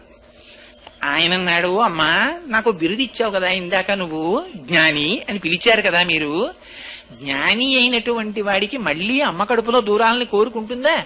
పునరపి జననం పునరపి మరణం పునరపి జనని జఠరే శయనం ఇహ సంసారే బహుదుస్తారే కృపయాపారే పాహిమురారే. అలాంటిది మళ్ళీ అమ్మ కడుపులో పడుకోనా? అది పార్వతీదేవి కడుపవని ఇంకో అమ్మ కడుపవని, అమ్మ కడుపే కదమ్మా. మళ్ళీ నేను కడుపులో పడుకుని అధోముఖంగా కిందకి రానా? అలా రాలేనమ్మా, అందుకని నీ కడుపున జన్మించనన్నాను. ఆవిడంది, అలా ఎలా కుదురుతుందయ్యా, నీ వంటి జ్ఞాని నాకు కొడుకుగా పుట్టాలని ఉండదా? అందుకని మనం ఒక రాజీ చేసుకుందాం ఉంది ఆవిడ. ఏమిటమ్మా అన్నాడు. పూర్వం పరమశివుడు అంటే ఈ సుబ్రహ్మణ్యేశ్వర స్వామి వారి యొక్క వైభవంలోకి ఎన్ని పురాణాలు వచ్చేస్తాయో చూడండి. పరమశివుడు మళ్ళీ భాగవతం. పరమశివుడు ఒకానొకప్పుడు పరమశివుని యొక్క అనుగ్రహం కోసమని భస్మాసురుడు తపస్సు చేశాడు. తపస్సు చేస్తే భోళాశంకరుడు ప్రత్యక్షమై ఏం కావాలన్నాడు. నా చెయ్యి ఎక్కడెడితే అక్కడ భస్మం అవ్వాలన్నాడు. ఇచ్చాను, తీసుకో అన్నాడు. ఆగు, పరీక్ష చేసుకోవాలి కదా, ఓసారి నీ తల మీద పెడతానన్నాడు. ఆయన పరుగు మొదలెట్టాడు. ఆయనకి తెలియక పరమశివుడికి నిజంగా తల మీద పెట్టేస్తే బూడిదైపోయేంత అవివేకి ఆయన. అంటే ధూర్తులైన వాళ్ళ ప్రవర్తన ఎలా ఉంటుందో ప్రపంచానికి చూపించాలి, అందుకని పరిగెడుతున్నాడు. పార్వతీదేవి మహాపతివ్రత, ఆవిడ సర్వజ్ఞ, ఆ బ్రహ్మకీట జనని. ఆవిడికి తెలియదు పరమశివుడు ఎందుకు పరిగెడుతున్నాడో. కానీ ఆవిడ సదాశివానుగ్రహద మహాపతివ్రత ఆవిడ. అటువంటి తల్లి భర్త ప్రాణభయంతో పరిగెడుతున్నట్టు నటిస్తున్నా, భర్త ఉట్టినే నటించచ్చు. అబ్బా అన్నాడు అనుకోండి మొగుడు, అది ఖచ్చితమో కాదో తెలియకుండా అబ్బాయి ఏమిటండి అని నేను అన్నండి అంటుందా భార్య? అంటే అబ్బో ఏమిటండి అంటుంది. ఉట్టినే అన్నాను అంటే ఏమిటి లేదురా పరిహాసాలు అంటుంది. కానీ ఖచ్చితంగా కన్ఫర్మ్ అయిపోయి దెబ్బ కనపడ్డాక అడుగుదామని ఊరుకున్నానంటే అని అంద కదా భార్య. అలాంటిది మహాపతివ్రత అనకుండా ఉంటుందా? అందుకని ఆయన పరిగెడుతుంటే ఆవిడ నీరైపోయింది అన్నాడు. అయిపోయి తన స్వరూపం కనపడకుండా తటాకం అయిపోయింది ఆవిడ. అదే శరవణం అంటే. ఆ శరవణం అనేటటువంటి తటాకమై ఉండిపోయింది. సరే, పరమశివుడు మళ్లీ తిరిగి వచ్చారు, ఆ తటాకంలోంచి ఆవిడ స్వస్వరూపాన్ని పొందింది. కానీ తటాకం ఉండిపోయింది. ఇది జ్ఞాపకంగా ఉంచుకోవడానికి అమ్మవారు పరమప్రీతితో ఆ సరోవరంలో ఉండిపోయింది. ఆ సరోవరాన్ని కాపాడుకుంటోంది. ఆవిడంది, నువ్వు నా గర్భవాసం కదా చెయ్యవు, ఒక పని చెయ్యి. జ్ఞానమూర్తివి కాబట్టి పరమశివుని యొక్క 3వ కంటి అగ్నిహోత్రంలోంచి జన్మించి పుట్టగానే ఈ శరవణం అనేటటువంటి తటాకములో వచ్చి పడి అక్కడి నుంచి పైకి లేయి. శరవణ భవ అంటే పుట్టినవాడు, శరవణం అంటే పార్వతీదేవి నుంచి పుట్టినవాడు. ఇప్పుడు ఏమయ్యాడు? శరవణ భవుడు అంటే. అందువల్ల అది బీజాక్షరమైంది. అమ్మవారి కొడుకు అయ్యాడు. శివతేజం నుంచి పుట్టినవాడు అమ్మవారి కొడుకే అయ్యాడు. అంటే కోటేశ్వరరావు అబ్బాయి అండి అంటే ఈశ్వరి గారు అబ్బాయినా అండి అని అడగకూడదు, తప్పు. కోటేశ్వరరావు అబ్బాయి అండి అంటే కోటేశ్వరరావు గారు ఈశ్వరి గారుల అబ్బాయి. అంతేగాని ఎక్కడో ఏ సర్టిఫికెట్ వెరిఫికేషన్ కో వెళ్ళి Chiranjeevi CHS Charan son of Shri CHRVB Koteswararao అంటే ఎవరో నన్ను తెలిసిన వాళ్ళు ఉంటే పక్క వాళ్ళని పిలిచి కోటేశ్వరరావు అబ్బాయి అంటే వారి భార్య పురాణాలకు వస్తుంటారు, ఆవిడ కొడుకేనా అండి అంటే అది అసహ్యకరమైన సంస్కారం, అలా అడగకూడదు కదా. అందుకని పరమశివుని యొక్క కుమారుడు అని వాడు అడిగిన అవివేకి అయి తారకాసురుడు, అది అజ్ఞానం. అడిగినా వచ్చినవాడు శరవణభవుడు, అందుకే అవి బీజాక్షరాలయ్యి. పార్వతీపుత్రుడై వచ్చాడు, అందుకని చేతిలో ఏముంటుంది? శక్తి ఆయుధం ఉంటుంది ఆయన చేతిలో. శివుడికి పరమశివుడి యొక్క పేర్లు వింటే కొంచెం ఆశ్చర్యకరంగాను కొంచెం భయంకరంగాను ఉంటాయి. ఏమిటండి ఈ పేర్లన్నీ ఇలా ఉన్నాయి ఏమిటండి అనిపిస్తుంది. మీరు నిజంగా శివుడి అష్టోత్తరంగానే ఏమైనా చూశారనుకోండి, ఆయన పేర్లు ఏమిటో తెలుసా అండి? స్థాణుహు అని మారేడు దళం వేస్తారు. స్థాణుహు అంటే కదలక మెదలక ఇలా ఉంటాడని. ఏట స్థాణువులు అలా కూర్చుంటావు, ఏం మాట్లాడినా పలకవు అంటాం. స్థాణు అంటే అలా కూర్చున్నవాడనా? అది కాదు. పరమశివుడిని స్థాణువు అని ఎందుకు పిలుస్తారో తెలుసా అండి? ఆయనకి వ్యాపకత్వం చెప్పినప్పుడు శివకేశవ అభేదం చెప్తే స్థాణుహు అని పిలుస్తారు. స్థాణుహు అంటే ఇంకా తాను వ్యాపించడానికి చోటు లేనివాడు, అంటే అంతటా నిండి నిబిడీకృతం అయిపోయి ఇంకా తాను ప్రవేశించడానికి కొత్త చోటు లేక నిండి ఉండిపోయినటువంటి వాడు స్థాణుహు. అందుకని ఆయనకి స్థాణుహు అని పేరు. అలాగే ఆయనకు ఒక విచిత్రమైనటువంటి నామం ఉంది. ఏమిటో తెలుసా అండి? ఆయన నామం పూషదంత బిదవ్యగ్రో, సూర్యుడి పళ్ళు పీకేసిన వాడా నీకు నమస్కారం అని పేరు. అలా పిలుస్తారా ఎవరైనా? నిజంగా మరి దక్షయజ్ఞ ధ్వంసంలో సూర్యుడు వచ్చి అక్కడ కూర్చుంటే వీరభద్రుడికి కోపం వచ్చింది. శివుని నిరీశ్వర యాగంలో శివుణ్ణి పిలవని యాగానికి నువ్వు ఎందుకు వచ్చావు అని ఓ పటకారట్టకొచ్చి సూర్యుడి పళ్ళని పీకేశాడు. పీకేస్తే అప్పటి నుంచి సూర్యభగవానుడికి పాయసమే ప్రసాదం. అందుకే కరకరలాడేవన్నీ ఆయనకి పెడితే ఇబ్బంది పడతారని ప్రసాదం పాయసం పెడతారు. అందుకని పూషదంత బిదవ్యగ్రో దక్షాత్తర హరోహర భగనేత్ర బిదవ్యక్త. దగ్గు తగ్గిపోయినా అయ్యో డబ్బు పోసుకున్నాం ఉతిన బారాయణ ఏంటంటే అని తాగేయం కదా దాన్ని. అలా ఆ పరమశివుడికి కూడా ఆ ప్రార్థన చేసి స్తోత్రం చేసే ముందు ఉన్మత్త శేఖరాయ నమః అంటే ఆకలి వ్యాధి, అందుకని అది తగ్గేంత వరకు ఏది కనపడితే తింటాడంతే. అంతటి బ్రహ్మజ్ఞానులకు బ్రహ్మజ్ఞానం ఇచ్చేవాడు పరమశివుడు. అటువంటి వాడు కాబట్టి ఆయనకి ఉన్మత్త శేఖరాయ నమః అని పేరు. అటువంటి బ్రహ్మజ్ఞాని యొక్క కుమారుడిగా సనత్కుమారుడు జన్మించాడు కనుక శరవణ భవ అంటే ఆ శరవణం అనేటటువంటి తటాకములో పడి వ్యోమవత్వ్యాప్త దేహాయ ఆకాశతత్వమైనటువంటి పరమశివుడి నుంచి ఆయన 3వ నేత్రపు అగ్నిలోంచి శరవణమనేటటువంటి నీటిలోంచి కొండ అనబడేటటువంటి పృథివిలోంచి అగ్నిహోత్రములకు సాయమైన వాయువులోంచి 5 పుట్టి 5 వశం చేసుకున్నవాడు కాబట్టి పంచభూతాతీత స్వరూపుడు. అందుకని సుబ్రహ్మణ్యేశ్వర స్వామి వారికి నమస్కారం చేస్తే పంచభూతముల యొక్క సహకారము లభిస్తుంది. అందుకని సుబ్రహ్మణ్యుడు పుడుతూనే అలా పుట్టినటువంటి మహానుభావుడు. ఆయన 2 అవతారములు స్వీకరించారు. ఉత్తర భారతదేశంలో కుమరిల భట్టుగా జన్మించారు, దక్షిణ భారతదేశంలో జ్ఞాన సంబంధ నాయనారుగా జన్మించారు. ఉత్తర భారతదేశంలో కుమరిల భట్టుగా జన్మించినప్పుడు భారతదేశంలో బౌద్ధమతం వ్యాప్తి చెంది వేదము యొక్క ప్రమాణమును అందరూ తిరస్కరించేటటువంటి రోజులొస్తే మళ్లీ కర్మయోగాన్ని భారతదేశంలో ప్రచారం చెయ్యడం కోసమని మహానుభావుడు కుమరిల భట్టుగా వచ్చారు. వచ్చి ఆయన అగ్ని సంపర్కం కలిగినటువంటి వారు. అందుకే మనకి ఇప్పటికీ కూడా పంచాయతన పూజ అని శంకర భగవత్పాదాచార్యులు వారు ప్రవేశపెట్టింది. ఆ పంచాయతన పూజలో శివుడు, పార్వతి, గణపతి, విష్ణువు, ఆ తర్వాత సూర్యుడు, ఈ 5తో పూజ కాదు పూర్తిగా. పంచాయతన పూజ అంటే న్యాయంగా ఈ 5 మూర్తులకు 6 అగ్నికార్యం చేసి చేస్తారు. అగ్నికార్యం చేస్తే సుబ్రహ్మణ్యేశ్వర ఆరాధన జరిగినట్టు. తమిళనాట ఇప్పటికీ ఆ ఆరాధన ఉంది. ఇక్కడ ఉన్న వాళ్ళు చాలా మందికి తెలుసు. అరుణ జడాయి గారని మాకు డెప్యూటీ మేనేజర్ క్వాలిటీ కంట్రోల్ చేశారు మహానుభావుడు. ఆయన వాళ్ళ ఇంట్లో ఖాళీ దొరికితే చాలా అగ్నికార్యం చేసేవారు. అది పంచాయతనం పూజ అంటే. అసలు ఆ పంచాయతనం చేస్తే ఈ 6 తత్వాల్ని కలిపి పూజ చేసినట్టు. అది సుబ్రహ్మణ్యేశ్వర స్వామి వారి అవతారంలోనే ఉంది. అది విచిత్రం. అలా జన్మించినటువంటి మహానుభావుడు అక్కడ కుమరిల భట్టుగా వచ్చారు. బౌద్ధులు వేదాన్ని తిరస్కరిస్తుంటే అసలు ముందు బౌద్ధ మతాన్ని ఓడించాలంటే బౌద్ధ మతం ఏమిటో తెలుసుకోవాలి. అందుకని ఆయన ఏం చేశారంటే బౌద్ధ మతంలో ఓ గురువు గారి దగ్గర శిష్యుడిగా చేరారు. కానీ ఆయనకి కర్మవాదం అంటే మహాప్రీతి. దాన్ని ప్రచారం చేయడానికి వచ్చింది అవతారం సుబ్రహ్మణ్యేశ్వర స్వామి వారిది. అందుకని బౌద్ధులు చూడకుండా రహస్యంగా సంధ్యావందనం అవి చేస్తుండేవారు. వాళ్ళ దగ్గర వాళ్ళ గురువు గారి దగ్గర కూర్చుని అవన్నీ తెలుసుకున్నారు. తెలుసుకున్న తర్వాత ఒకనాడు కనిపెట్టేశారు బౌద్ధులు, ఈయన ఈ మతం వాడు కాడు, ఇక్కడికొచ్చి చేరాడంతేను ఎప్పటికో అప్పటికి దీన్ని ఖండించడానికి వచ్చాడు, కాబట్టి ఈయన్ని సంహరించేయండి అన్నారు. అని పైకి తీసుకెళ్లి సౌధంలోంచి కిందకి తోసేశారు. ఆ కుమరిల భట్టు కింద పడిపోతూ ప్రతిజ్ఞ చేశాడు, వేదమే ప్రమాణమైతే, వేదమే సత్యమైతే నేను జీవింతునుగాక అన్నాడు. ఆ పైనుంచి కింద పడిపోయాడు. కుమరిల భట్టుకి ఏమీ అవలేదు. కానీ ఒక రాయి కంట్లో గుచ్చుకుని గాయమైంది.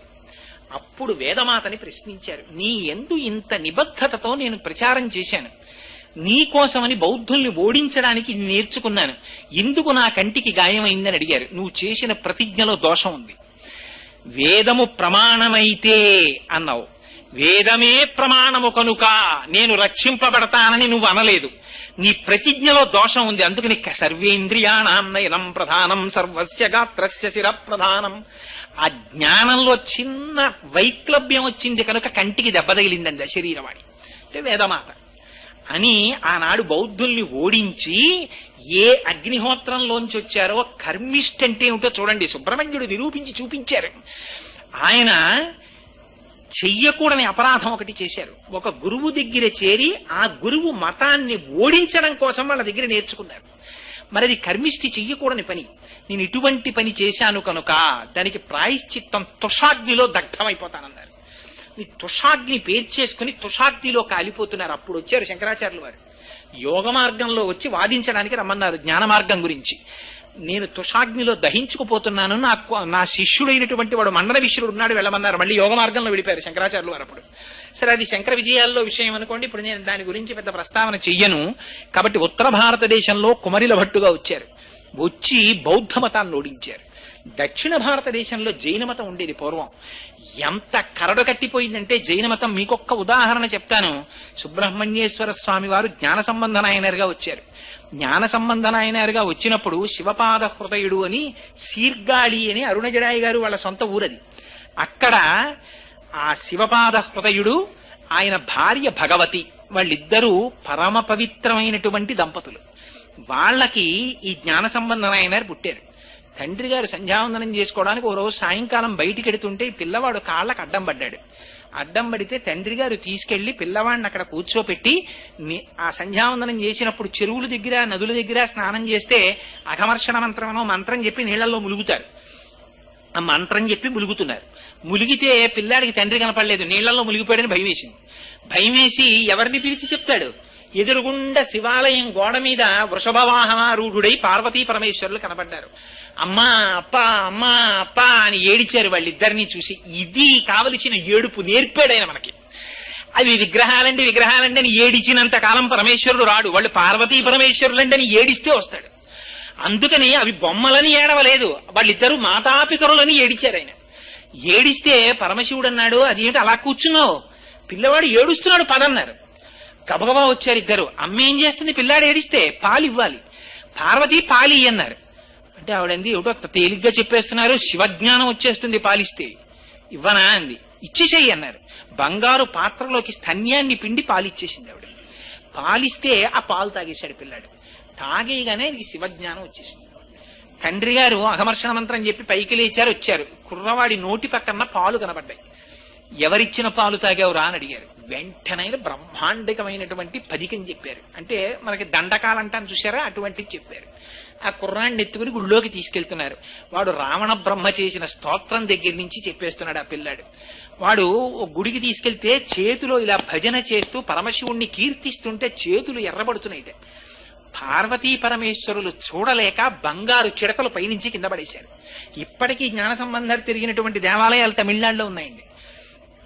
అంతటి మహాపురుషుడు ఆయన. మధురలో పార్వతీ పరమేశ్వరుల యొక్క ఆలయం మధురైలో, ఆ ఆలయాన్ని మూతపెట్టేశారు. జైనులు రాజుగారిని జైనుల్లోకి మార్చేశారు. మార్చేస్తే ఆనాడు మళ్లీ వేదమతాన్ని ఉద్ధరించడం కోసమని మహానుభావుడు సుబ్రహ్మణ్యేశ్వర స్వామి వారు జ్ఞాన సంబంధనైనారుగా ఆ ఊరెళ్ళారు. విడితే జైనులకి తెలిసింది జ్ఞాన సంబంధులు వచ్చారు, ఎలాగైనా వారిని సంహరించాలనుకున్నారు. అనుకుని వారు విడిది చేసినటువంటి ఇంటికి అగ్నిహోత్రం పెట్టేశారు. ఇల్లు కాలిపోతోంది. ఆయనను అనుసరించి కొన్ని వేల మంది శిష్యులు వచ్చారు. జ్ఞాన సంబంధర్ పరమశివుణ్ణి స్తోత్రం చేశారు. స్తోత్రం చేసి రాజుకి బుద్ధి రావాలని నా ఇంటికి అంటింపబడినటువంటి ఈ అగ్నిహోత్రము రాజు శరీరమును చేరుగాక అన్నారు. వారి నోటి వెంట వచ్చినదే సత్యం అయిపోతుంది. రాజుగారి ఒళ్ళు కాలిపోవడం మొదలెట్టింది. వైద్యులు దగ్గరికి వెళ్ళారు. వెడితే ప్రియపురాణంలో రాశారండి, అరిటాకులు పట్టుకెళ్లారట పడుకోబెడదాం లేత అరిటాకుల మీద. అరిటాకుల మోపులు కాలిపోయి, జైనులు నెమలియీకల విసిరికర్రలు పట్టుకెళ్లారు, అవి కాలిపోయి, మంత్రాలు వేశారు, తగ్గలేదు. అప్పుడు ఆయన భార్య శివభక్తురాలు. ఆవిడంది, ఊరి బయట జ్ఞాన సంబంధం ఉన్నటువంటి విడిదిని మీరు కాల్చారు, అదే కట్టి కుడుపుతోంది, నా మాట విని జ్ఞాన సంబంధాన్ని పిలిపించండి అంది. పిలిపించారు. ఎవరు నాకొచ్చినటువంటి జ్వరాన్ని తగ్గిస్తే వారి మతమే సత్యమని నేను నమ్ముతానన్నారు. అంటే అయినా జైనులు ఒప్పుకోలేదు. శరీరానికి కుడి పక్కన జ్ఞాన సంబంధాలు చల్లబరుస్తారు, ఎడం పక్కన మేము చల్లబరుస్తాం అన్నారు. అటు వారు నించున్నారు, ఇటు జ్ఞాన సంబంధాలు నించున్నారు. ఈయన పరమేశ్వరుణ్ణి ప్రార్థన చేసి విభూతి రాశారు. శరీరం ఒక పక్క చల్లబడిపోయింది, అవతల పక్కన మరింత వేడెక్కిపోయింది. అప్పుడు రాజు, మహాప్రభో ఇది మరీ ఘోరంగా ఉంది, తట్టుకోలేకపోతున్నాను, ఒకే చోట స్వర్గం నరకం కనబడుతున్నాయంటే అటువైపు కూడా విభూతి రాశారు.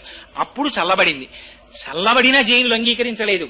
మా మత గ్రంథాల్ని, శైవ మత గ్రంథాలని తీసుకెళ్లి వైఘై నదిలో పారేస్తాం, ఏవి ఎదురొచ్చి నిలబడితే అవే ప్రమాణం అన్నారు. వైఘై నదిలో పడేశారు. వాళ్ళ గ్రంథాలు కొట్టుకెళ్లిపోయాయి. వీళ్ళ జ్ఞాన సంబంధం వేసినటువంటి గ్రంథాలు మాత్రం శివాలయం దగ్గరికి వెళ్లి పైకి లేచి నీటి మీద నిలబడిపోయాయి. ఆ విధంగా ఇంకా జ్ఞాన సంబంధర్ జీవిత చరిత్ర చెప్పుకోవాలంటే అది సామాన్యమైంది కాదండి. చిట్ట చివరి జ్ఞాన సంబంధర్కి వివాహం చేస్తా ఉన్నారు. జ్ఞాన సంబంధర్ ఎంత చిత్రం అంటే, ఒక వైశ్యుడు వాళ్ళ అమ్మాయిని ఆయనకిచ్చి పెళ్లి చేస్తానన్నారు.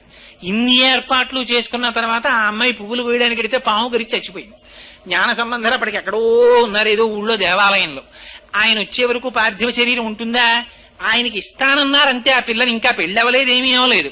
ఆ అమ్మాయికి అంచేష్టి సంస్కారం చేసేశారు, బూడిద చేసేశారు. ఎముకలు బూడిద ఆయన జాడీలో పెట్టో గదిలో పెట్టి దాచుకున్నాడు. జ్ఞాన సంబంధర్ వస్తే చెప్దామని. పాపం జ్ఞాన సంబంధర్ వచ్చారు. వచ్చిన తరువాత, అయ్యో నీకు పిల్లని ఇద్దాం అనుకున్నానయ్యా, చచ్చిపోయింది, పిల్ల జాడీలో ఉండిపోయింది అన్నారు. ఇది ఆ పిల్లని బతికించి చూస్తామన్నారు జైనులు. అంటే పరమశివుణ్ణి స్తోత్రం చేశారు. స్తోత్రం చేస్తే జాడీలో ఉన్నటువంటి బూడిదలోంచి సప్తధాతువులు పుట్టి అస్థిపంజర నిర్మాణం జరిగి అందులోంచి 8 సంవత్సరాల ఆడపిల్ల బయటికి వచ్చింది. ఆనాడు వేసుకున్న కంకణములు ఉంగరములతో పైకొచ్చింది. యథార్థంగా జరిగాయండి ఇవన్నీ. ఇవన్నీ పుక్కిట పురాణాలు నేను సొంతంగా చెప్తున్నాను అనుకుంటున్నారేమో. ఇవి ఎప్పటివో కావు, కేవలం కొన్ని వందల సంవత్సరాల క్రితం జరిగిన యథార్థాలు ఇవన్నీ. జరిగితే అప్పుడు ఆ పిల్లని వివాహం చేసుకోమన్నారు. ఆ అమ్మాయికి పునర్జన్మనిచ్చాను కాబట్టి నేను తండ్రిని, నేను వివాహం చేసుకోనన్నారు. అది ఆయన ధర్మం అంటే. చేసుకోనని వెళ్ళిపోతే చిట్ట చివరికి ఒకరు అమ్మాయిని తీసుకొచ్చారు, ఆయనకి వివాహం చేశారు. చెయ్యగానే ఆయన స్తోత్రం చేశారు. ఆయన సుబ్రహ్మణ్యావతారం. అది ఎప్పుడూ బ్రహ్మణ్యమే. అది ఊర్ధ్వరేతస్ కూడా బ్రహ్మజ్ఞాని అయి బ్రహ్మమై ఉంటారు ఆయన. ఆయనకి సంసారంతో సంబంధం ఏమిటి? అందుకని ఆ భార్యని, బంధువులు అందరినీ తీసుకుని శివాలయానికి వెళ్ళారు. సర్వేశ్వర, నీ పాదముల యొక్క అమృతమునందు మునకలు వేసిన నాకు సంసార లంపటమా? నాకు వద్దు తండ్రి, నీలో కలిపేసుకోమని అడిగారు. బ్రహ్మాండమైన జ్యోతి స్తంభం ఏర్పడి ఆ రోజున జ్ఞాన సంబంధర్ పాడినటువంటి పత్రికానికి బంధువులందరితో సహా మోక్షానికి తీసుకెళ్లిపోయారు పరమశివుడు. అంత గొప్ప స్థితిని పొందారు. అందుకని దక్షిణ భారతదేశంలో జ్ఞాన సంబంధర్గా వచ్చారు. ఉత్తర భారతదేశంలో ఆయనే అక్కడ అత్తుషాగ్నిలో ప్రవేశించినటువంటి మహానుభావుడిగా అక్కడ వచ్చారు. అందుచేత 2 రకాలుగా అవతల బౌద్ధ మతాన్ని, యువతల జైన మతాన్ని, రెండు మతాల్ని ఓడించి మళ్లీ వేదము యొక్క ప్రమాణమును నిలబెట్టినటువంటి అవతారం సుబ్రహ్మణ్య అవతారం. అటువంటి అవతారం మళ్లీ ఈ మధ్య కాలంలో వచ్చింది. ఎప్పుడు వచ్చిందో తెలుసా అండి? భగవాన్ రమణులుగా వచ్చింది. ఆయన అరుణాచల పర్వత శిఖరాలకి ప్రదక్షిణం చేస్తుంటే సప్తమాతృకలు కృత్తికల రూపంలో వచ్చి ఆయన్ని లోపలికి తీసుకెళ్లి భోజనం పెట్టి పంపించాయి రమణ మహర్షిని. అందుకే షణ్ముఖుడికి 6 ముఖాలు. 6 ముఖాలు ఎందుకో తెలుసా అండి? ఫిజికల్ గా నిజంగా 6 ముఖాలా అండి అని కాదు. 6 ముఖాలు దేనికి సంకేతం అంటే షడూర్ములకు సంకేతం. ఈ షడూర్ములు ఎవరికి ఉంటాయో తెలుసా? మనందరికీ ఉంటాయి. అవే ఆకలి, దప్పిక, జరా, మోహము, జననము, మరణము. ఈ 6 కొట్టుకుంటూ ఉంటాం. ఇంకేమీ ఉండదు. నిజంగా లోపలికి వెళ్ళి చూస్తే ఉండేది ఏమిట్రా అంటే ఆకలి వేస్తూ ఉంటుంది, మళ్ళీ తింటూ ఉంటాడు, తగ్గిపోతూ ఉంటుంది. దప్పిక, దాహం వేస్తూ ఉంటుంది, తాగుతూ ఉంటాడు, తగ్గుతూ ఉంటుంది, మళ్ళీ దాహం వేస్తుంటుంది. జర, వద్దన్నా వృద్ధాప్యం వచ్చేస్తూ ఉంటుంది. మోహం, ఎక్కడ లేని జ్ఞానం వీడికి, అన్నీ నావే అనుకుంటుంటాడు, దాచుకుంటుంటాడు. ఆఖరికి కల్లరి బొమ్మయౌ కాయంబు నొల్ల అద్దె కొంపల పోలువా భోగమొల్ల కొని తెచ్చు పీడలౌ కొంపల నొల్ల ఇంటి దొంగల బోలు కొడుకుల నొల్ల ఎందుకీ భాగ్యంబులెందుకీ బ్రతుకు ముందు చావుండంగ మురియంగనగునే అంటారు. అలాగా స్వామి నీ పాదాలు చాలు, మాకెందుకు ఇవన్నీ ఉండేవా, ఏడిచేవా, మా వెంట వచ్చేవా అని ఎవరంటారు? ఎవరో భక్తి కలిగిన వాళ్ళు అంటారు. మిగిలిన వాళ్ళందరం ఈ ఆకలి, దప్పిక, శోకము, మోహము, జర, మరణము ఈ 6 తిరుగుతూ ఉంటారు. కానీ ఎవరు సుబ్రహ్మణ్యేశ్వర స్వామి వారి పాదములు పట్టుకుంటున్నారో అటువంటి వారిని ఈ షడూర్ముల నుంచి ఉద్ధరిస్తాడు ఆయన. అందుకని ఆయనకి షడాననుడు, 6 ముఖములతో ఉంటారు. సుబ్రహ్మణ్యేశ్వర స్వామి వారు నెమలి మీద కూర్చుంటారు. ఈ నెమలి ఎక్కడిదో తెలుసా అండి? గరుత్మంతుడు ఆయనకి పట్టాభిషేకం జరుగుతున్నప్పుడు ఇచ్చారు, తర్వాత తారకాసుర సంహారం చేశారు. ఏమంటే నెమలి మీద కూర్చోవడం ఏమిటి? ఇటు కూర్చోడానికి ఓ సింహాసనం లేదా? అంత పార్వతీ పరమేశ్వరుల పుత్రుడు ఇటు ఏమీ లేనట్టు నెమలి మీద కూర్చోవడం ఏమిటి? ఆ నెమలి ఏం నడుస్తుంది, ఈయనేం కూర్చుంటారు, ఎందుకు ఈ అల్లరంతా అంటే నెమలి ఒక గొప్ప విచిత్రం. పైగా మీరు సుబ్రహ్మణ్యేశ్వర స్వామి వారి మూర్తిని చూడండి, ఎద్దులు మూట కట్టేస్తుంది. చేతిలో ఇలా శక్తి ఆయుధాన్ని పట్టుకుని ఉంటారు, ఒక శూలం పట్టుకుని ఇలా విభూతి రేఖలు పెట్టుకుని చేతిలో ఒక ధ్వజం ఉంటుంది, పతాకం, దాని మీద కోడిపుంజోటు ఉంటుంది, కుక్కుట ధ్వజం ఉంటుంది. ఆయన కూర్చునేదో నెమలి మీద కూర్చుంటారు. ఆ నెమలి కాళ్ళ కింద పాము తిరుగుతుంటుంది. మళ్ళీ ఇవన్నీ విచిత్రాలు కావండి. ఎక్కడా లేని ఏమిటో కోడిపుంజు ఏమిటి, కూర్చోడానికి ఓ నెమలి ఏమిటి, నెమలి కాళ్ళ కింద పాము ఏమిటి, ఈయనకు 6 ముఖాలు ఏమిటి, వల్లీదేవసేన భార్యలేమిటి, ఏమిటి అల్లరంతా? అందులోనే ఒక గొప్ప రహస్యం. ఆయనకి విశాఖుడు అని పేరు. విశాఖపట్టణానికి పేరు ఎందుకో తెలుసా అండి? విశాఖుడు అన్న పేరు వల్ల వచ్చింది. విశాఖుడు అన్న నామానికి అర్థం ఏమిటో తెలుసా? విశాఖుడు అంటే పరమశివుడికి ఇందాక చెప్పానే స్థాణుహు అని పేరు. స్థాణుహు అంటే ఎండిపోయిన చెట్టుగా ఉండిపోయిన వాడు అని ఒక అర్థం. అలా ఉన్న పరమశివుణ్ణి అమ్మవారు విడిచిపెట్టదు. అపర్ణ అని అమ్మవారికి పేరు. అపర్ణ అంటే ఆకులు కూడా తినకుండా తపస్సు చేసిందని ఒక అర్థం. అపర్ణ అంటే పరమశివుడు ఎండిపోయిన చెట్టులా నిలబడిపోయినప్పుడు అప్పుడు కూడా విడిచిపెట్టకుండా ఎండిపోయిన తీగలా చుట్టుకుని ఉండిపోయిందని అర్థం. మరి చైతన్యం ఎక్కడుంది అంటే శాఖుడు అంటే శాఖలుంటే కొమ్మలు, విశాఖుడు అంటే కొమ్మలు లేనితనం, ధవ అంటే భర్త కలిగింది, విధవ అంటే భర్త లేనిది. అందుకని విశాఖుడు అంటే శాఖలు లేవు. మరి అప్పుడు సుబ్రహ్మణ్యుడు ఎక్కడ ఉన్నాడు? ఆ చెట్టు లోపలే చిన్న చైతన్య బీజం కింద లోపల ఉండిపోయాడు. ఆ ఎండిపోయిన చెట్టే మళ్ళీ ఆకులు కొమ్మలు అన్నింటితో వచ్చేస్తుంది. ఎక్కడుంది చైతన్యం? లోపలుంది చైతన్యం. అందుకని ఆయనకి గుహ అని ఒక పేరు. ఈ గుహ అన్న పేరుతో ముత్తుస్వామి దీక్షితులు వారు తిరుత్తని వెళ్లి ఆయన మీద పాటలు రాశారు. రాస్తే పరమ ప్రీతి పొంది సుబ్రహ్మణ్యేశ్వర స్వామి వారు ప్రత్యక్షమయ్యారు. ప్రత్యక్షమై కలకండ నోట్లో పోశారు. పోస్తే అప్పుడే ఓ కీర్తన రాశారు. నాకు కీర్తనలు రావు, కానీ ఎంత అద్భుతమైన కీర్తన తెలుసా అండి అది. ఆ గుహ అన్న నామంతో ముత్తుస్వామి దీక్షితులు సుబ్రహ్మణ్యేశ్వర స్వామి వారి యొక్క దర్శనం అయిన తర్వాత కీర్తనలు ఇచ్చారు. త్యాగరాజు గారి కీర్తనలు రాశారు. అంతటి మహానుభావుడైన నెమలి మీద ఎందుకు కూర్చుంటారంటే నెమలి పురి విప్పుతుంది. నెమలి మిగిలిన పక్షులన్నింటికీ ఓ గుణం ఉంటుంది, తోక ఒకటే ఉంటుంది దానికి. అది ఎప్పుడో విప్పుతూ ఉండడం, అందులో రంగులు రావడం. అయినా కాకి అంటే దిగుమాల కాకి ఎప్పుడో ఓలాగే ఉంటుంది. అంతే కాకి పురి విప్పిందండి ఎవరన్నారు. నెమలి ఒకటే పురి విప్పుతుంది. పురి విప్పుతుంది, నాట్యం చేస్తుంది, అదో విచిత్రం. మళ్ళీ ఇందులో సుబ్రహ్మణ్యేశ్వర స్వామి వారు నెమలి మీద కూర్చుంటారంటే అర్థం ఏమిటో తెలుసా అండి? కాలం ఎప్పుడూ ఒకలాగే కనపడుతుంది. ఏమంటే కాలం గ్రీష్మ ఋతువులో కాలం అంటే కొత్తగా ఉంటుందా అండి? వాచీలు ఏమైనా ఇటు నుంచి ఇటు తిరుగుతాయా అంటే అలా ఏం తిరగవు, ఎప్పుడూ ఒకలాగే తిరుగుతాయి గడియారాలు. కానీ మరి ఎక్కడ తేడా వస్తుంది?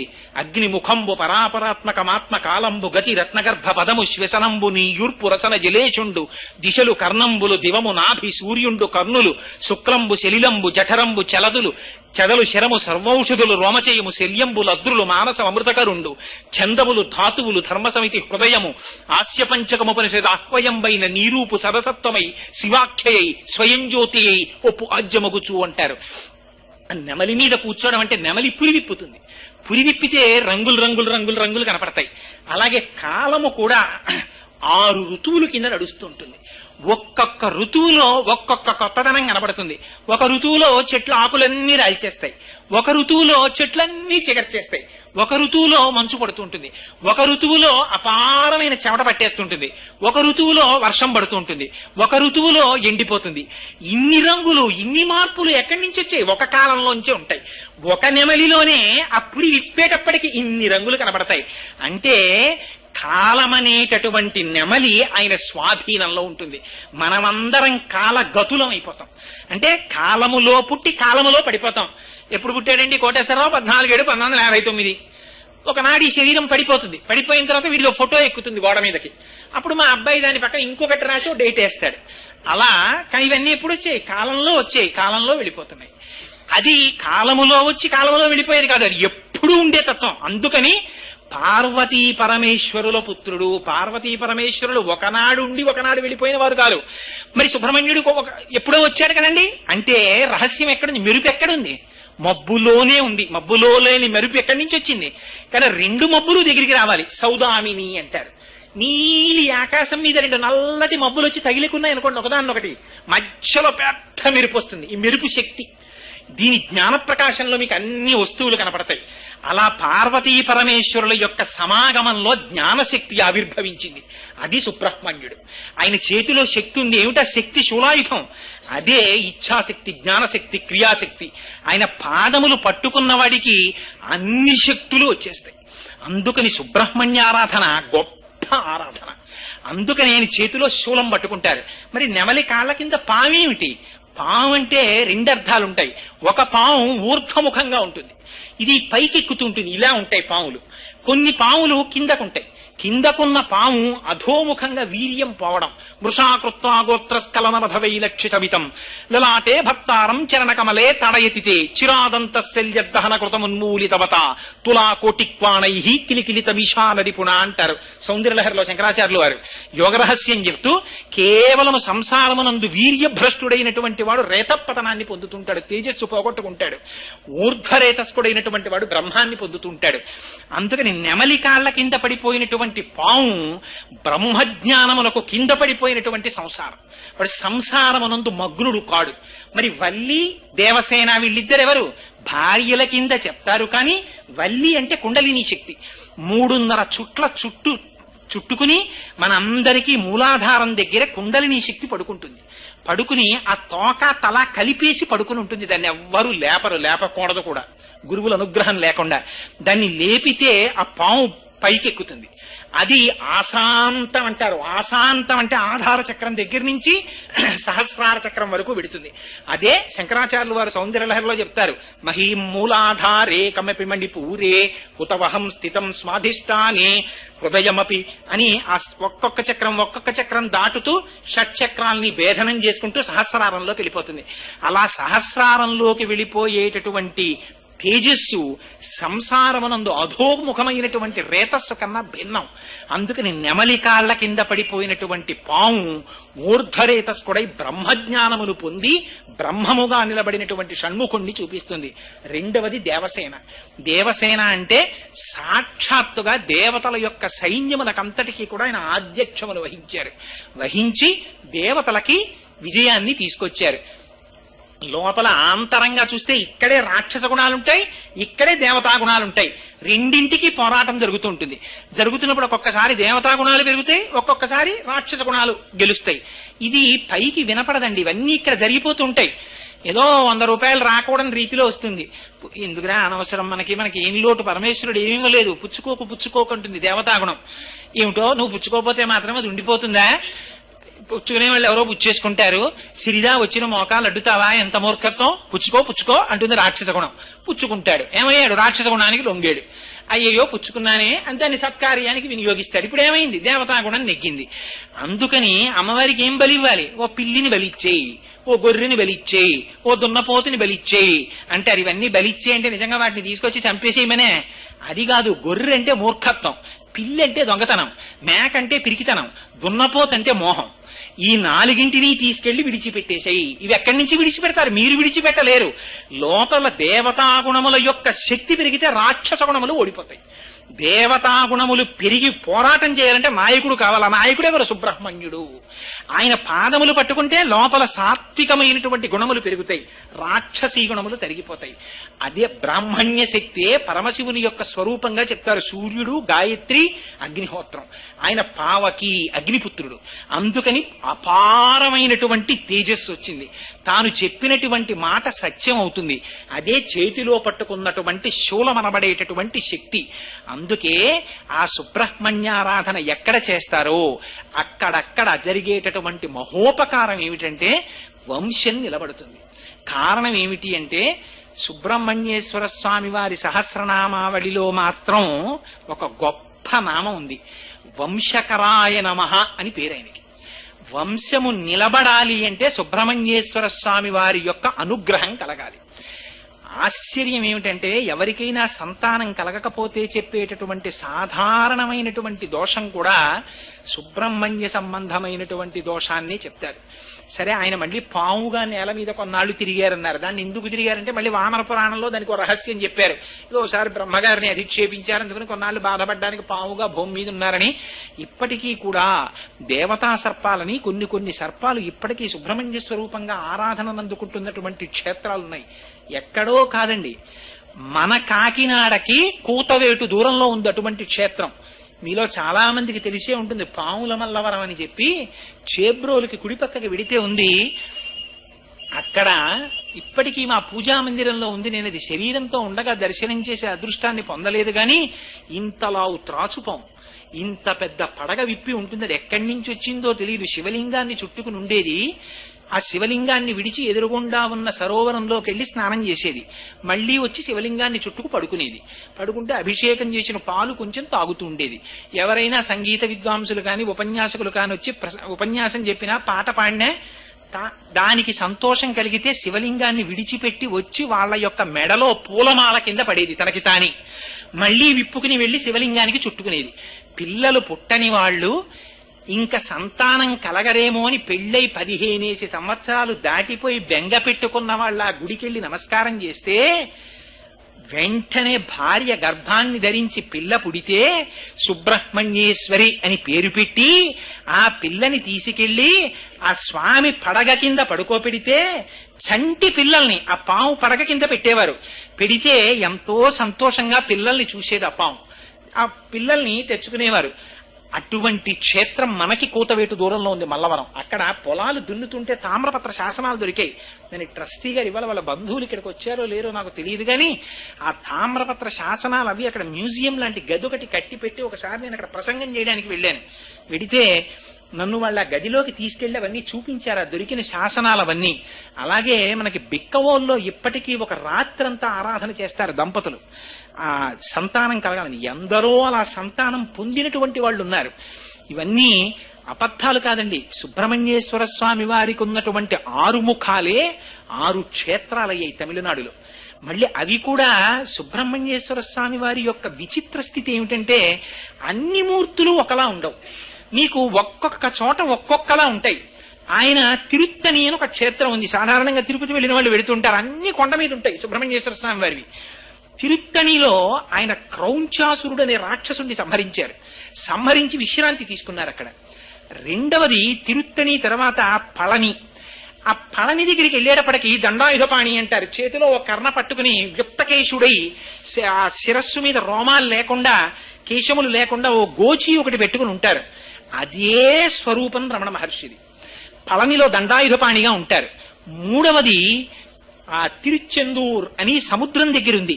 ఆ కన్యాకుమారి వెళ్ళినటువంటి వాళ్ళు వెడుతూ ఉంటారు. ఆ తిరుచెందూరులో ఉన్నటువంటి స్వామి సముద్రం వంక చూస్తూ ఉంటారు. అక్కడే మామిడి చెట్టు రూపంలో వచ్చినటువంటి పద్మాసురుడనే రాక్షసుని సంహరించి 2 ముక్కలుగా రాక్షసుడు కోడుకుంటే ఒకటి కుక్కుటంగా ఒకటి నెమలిగా తీసుకున్నారు అని పురాణం చెప్తుంది. అక్కడ నుంచి సంసార సముద్రంలో పెరిగినటువంటి కెరటం సముద్రంలోనే పడినట్టుగా ఆత్మ చైతన్యాన్ని ఆత్మజ్ఞానాన్ని ఇస్తారు తిరుచెందూరు వెళ్ళిన వాళ్ళకి. 4వది తిరుప్పకుండ్రం అని చెప్పి ఒక క్షేత్రం ఉంది మధురైకి దగ్గరలో. ఎంత ఆశ్చర్యం అంటే నాకు అసలు ఆ క్షేత్రం ఉన్నట్టు తెలియదు. నేను మధురై వెడితే ఎవరో చెప్పారు నాకు వెళ్ళండి అని. సరే ఆ క్షేత్రానికి వెళ్ళాను. ఎంత విచిత్రం జరిగిందంటే ఆ రోజునే సుబ్రహ్మణ్యేశ్వర స్వామి వారి కళ్యాణం జరిగిన రోజుట.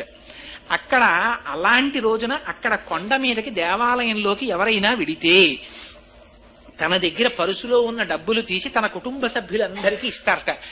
ఆ రోజున అలా సుబ్రహ్మణ్యేశ్వర స్వామి వారి క్షేత్రంలో తన కుటుంబ సభ్యులకి కానుకలిస్తే వాడి ఊపిరి పోయే వరకు వాడి పరుసులోంచి తీసి కానుకలు ఇవ్వగలిగినటువంటి ఆర్థిక పరిపుష్టి వాడికి ఉంటుందిట. అంత శక్తి ఆ క్షేత్రానికి ఉందిట. భగవానుడు నన్ను తీసుకెళ్లి అలా ఇప్పించాడు నాతోటి. అలా అనుకోకుండా వెళ్ళాను నేను. అందుకని తిరుప్పకుండ్రం అన్నది ఒక క్షేత్రం.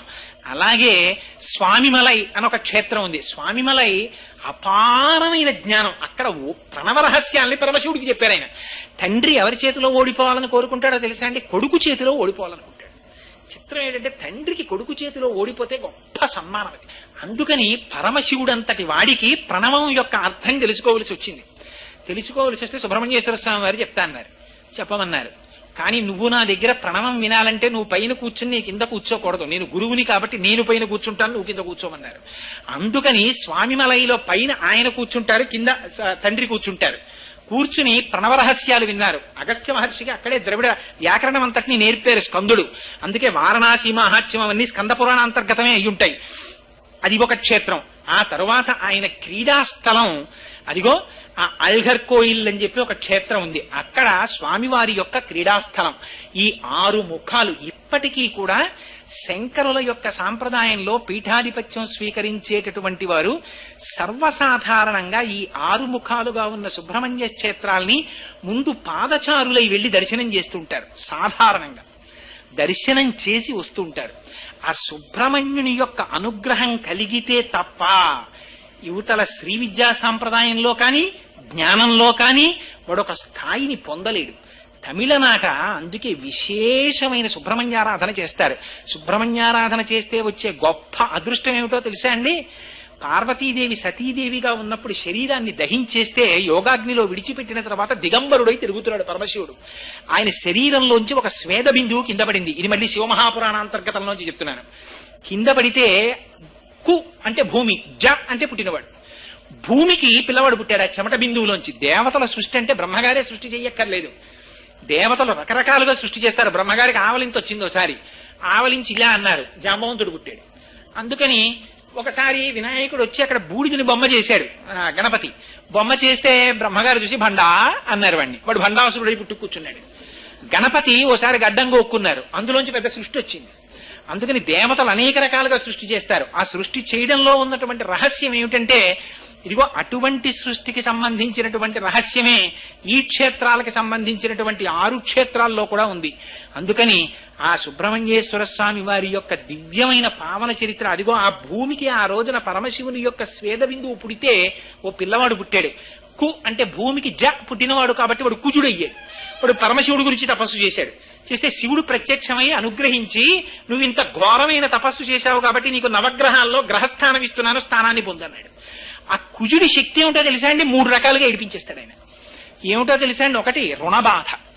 కుజగ్రహం గాని సరిగ్గా చూడలేదా, ఎంత ఐశ్వర్యం ఉన్నవాడు కూడా అప్పుచ్చుకుని చీకటి పడ్డాక క్రీనీళ్ళలో తలపాగా కట్టుకు తిరుగుతాడు. గుర్తు పట్టేస్తారేమో అని అంత ఏడిపించేస్తుంది కుజగ్రహం. రెండోది ఏమిటో తెలుసా అండి? శత్రుబాధ. ఎక్కడికి వెళ్ళినా శత్రువులే కనపడుతుంటారు. పిరికివాడై భయపడిపోతూ జీవితాన్ని గడుపుతాడు. మూడవది ఏమిటో తెలుసా అండి? తన పక్కన నిలబడి తనని రక్షించవలసినటువంటి వాళ్ళ వల్ల రక్షణ పొందలేక శాంతిని కోల్పోతాడు. ఈ 3 కూడా కుజగ్రహం యొక్క అనుగ్రహం లోపిస్తే ఏర్పడతాయి. 3 తట్టుకోలేవు. ఈ మూడింటిని ఇవ్వగలిగినటువంటి కుజగ్రహానికి అధిష్టానం సుబ్రహ్మణ్యేశ్వర స్వామి. సుబ్రహ్మణ్యేశ్వర స్వామి వారి పాదాలు పట్టుకుని ప్రార్థన చేస్తే కుజగ్రహం బాధించదు, వదిలిపెట్టేస్తుంది. దానికి ఒక్కటే మార్గం, వేరే మార్గం లేదు కుజగ్రహాన్ని తప్పుకోవడానికి. అందుకే ఇవాళ దేశంలో గ్రహస్థితి సరిగ్గా లేకనే ప్రమాదాలు అనేకం జరుగుతున్నాయి, కుజగ్రహ దోషం వల్ల ఏవన్నీ. అందుకనే ఇవాళ ఎందుకు వచ్చిందో, లేకపోతే సుబ్రహ్మణ్యేశ్వర స్వామి వారి యొక్క వైభవాన్ని నేను చెప్పగలనా? కానీ చాలు 4 మాటలైనా ఆయన గురించి చెప్పుకుని వింటే స్కందసాలోక్యతాం వ్రజేత్ ఆయుష్మాన్ పుత్రపౌత్రశ్చ, ఆయుర్దాయం ఉంటుంది, పుత్రపౌత్రాదులు వృద్ధి చెందుతారు. ఏదో ప్రమాదం, బ్రహ్మాండమైన ప్రమాదం జరిగి తల పగిలిపోవలసినటువంటి వాడికి కాలు ఫ్రాక్చర్ అయి బతికి బట్ట కట్టేసి తండ్రి కొడుకు దక్కుతాడు. చాలదో ఆయన అనుగ్రహం ఉందన్నమాట గుర్తు. సుబ్రహ్మణ్యేశ్వర స్వామి వారి యొక్క అనుగ్రహం ఉంది కాబట్టి జాతకంలో తేడా వస్తే శరీరానికి శీర్షాన్ని కొట్టవలసిన వాడు తలని కొట్టకుండా కాలుని కొట్టి వదిలిపెట్టేస్తాడు. సుబ్రహ్మణ్యానుగ్రహం ఉంది కాబట్టి, లేకపోతే ఏడిపించేస్తాడు. అందుకని అంతటి అమంగళాన్ని కూడా చిన్న అమంగళం కింద తీసేస్తాడు. నమశివాభ్యాం అశుభాపహాభ్యాం పరస్పరాశ్లిష్ట వపుత్తరాభ్యాం నగేంద్ర కన్యా వృషకేతనాభ్యాం నమో నమశంకర పార్వతీభ్యాం అని స్తోత్రం చేస్తున్నాం. అందుకని అటువంటి పరమపావనమైనటువంటి సుబ్రహ్మణ్యేశ్వర స్వామి వారి యొక్క చరిత్ర, ఆయన వైభవం, ఆయన ఉండేటటువంటి ఆ క్షేత్రాల పేర్లు ఒక్కసారి స్మరించినంత మాత్రం చేత చాలు. కరావలంబం అంటారు. కరావలంబం అంటే స్వామి నాకు చెయ్యినియ్యి చేతులనియ్యి. చేతులు ఏం చేసినా దీంతోనే చెయ్యాలి. చిత్రం ఏమిటంటే దీంతో చేసినవన్నీ మళ్ళీ ఇక్కడికి ఎక్కుతాయి.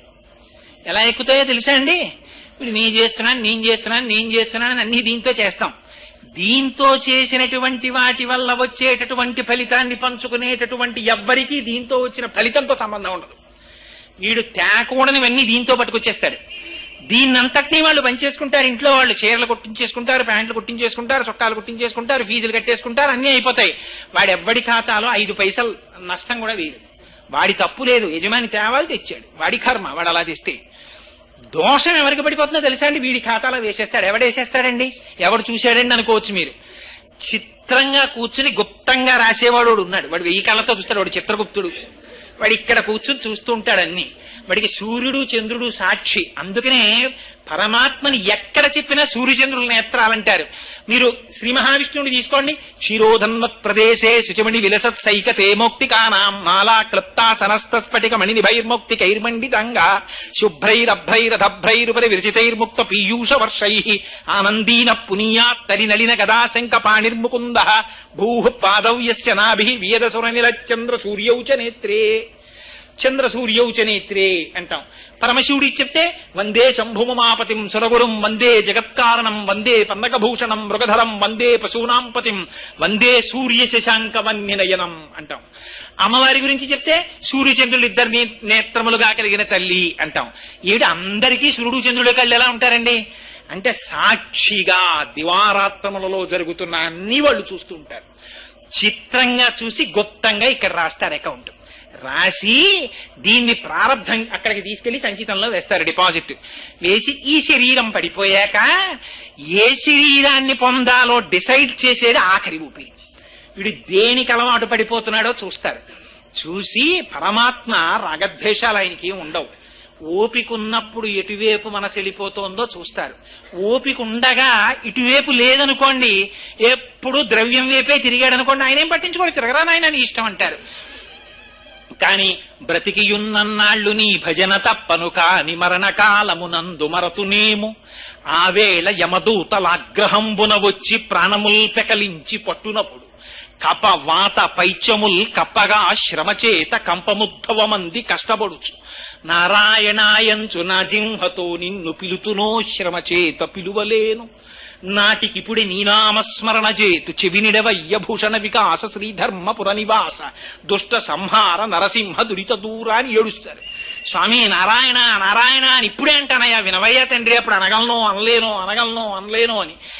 అలా అనకుండా రిటైర్ అయ్యాక చూసుకున్నా ఎందుకు సార్ ఇప్పుడు ఇవన్నీ అంటే, ఊపిరి వెళ్లిపోయే ముందు మనస్సులో నిద్రాణమైనటువంటి స్థితి ఒకటి ఉంటుంది, అది నిద్రలేస్తుంది. ఇన్నాళ్ళు వీడి ఆభిముఖ్యం ఎటుందో అదే చూపిస్తుంది.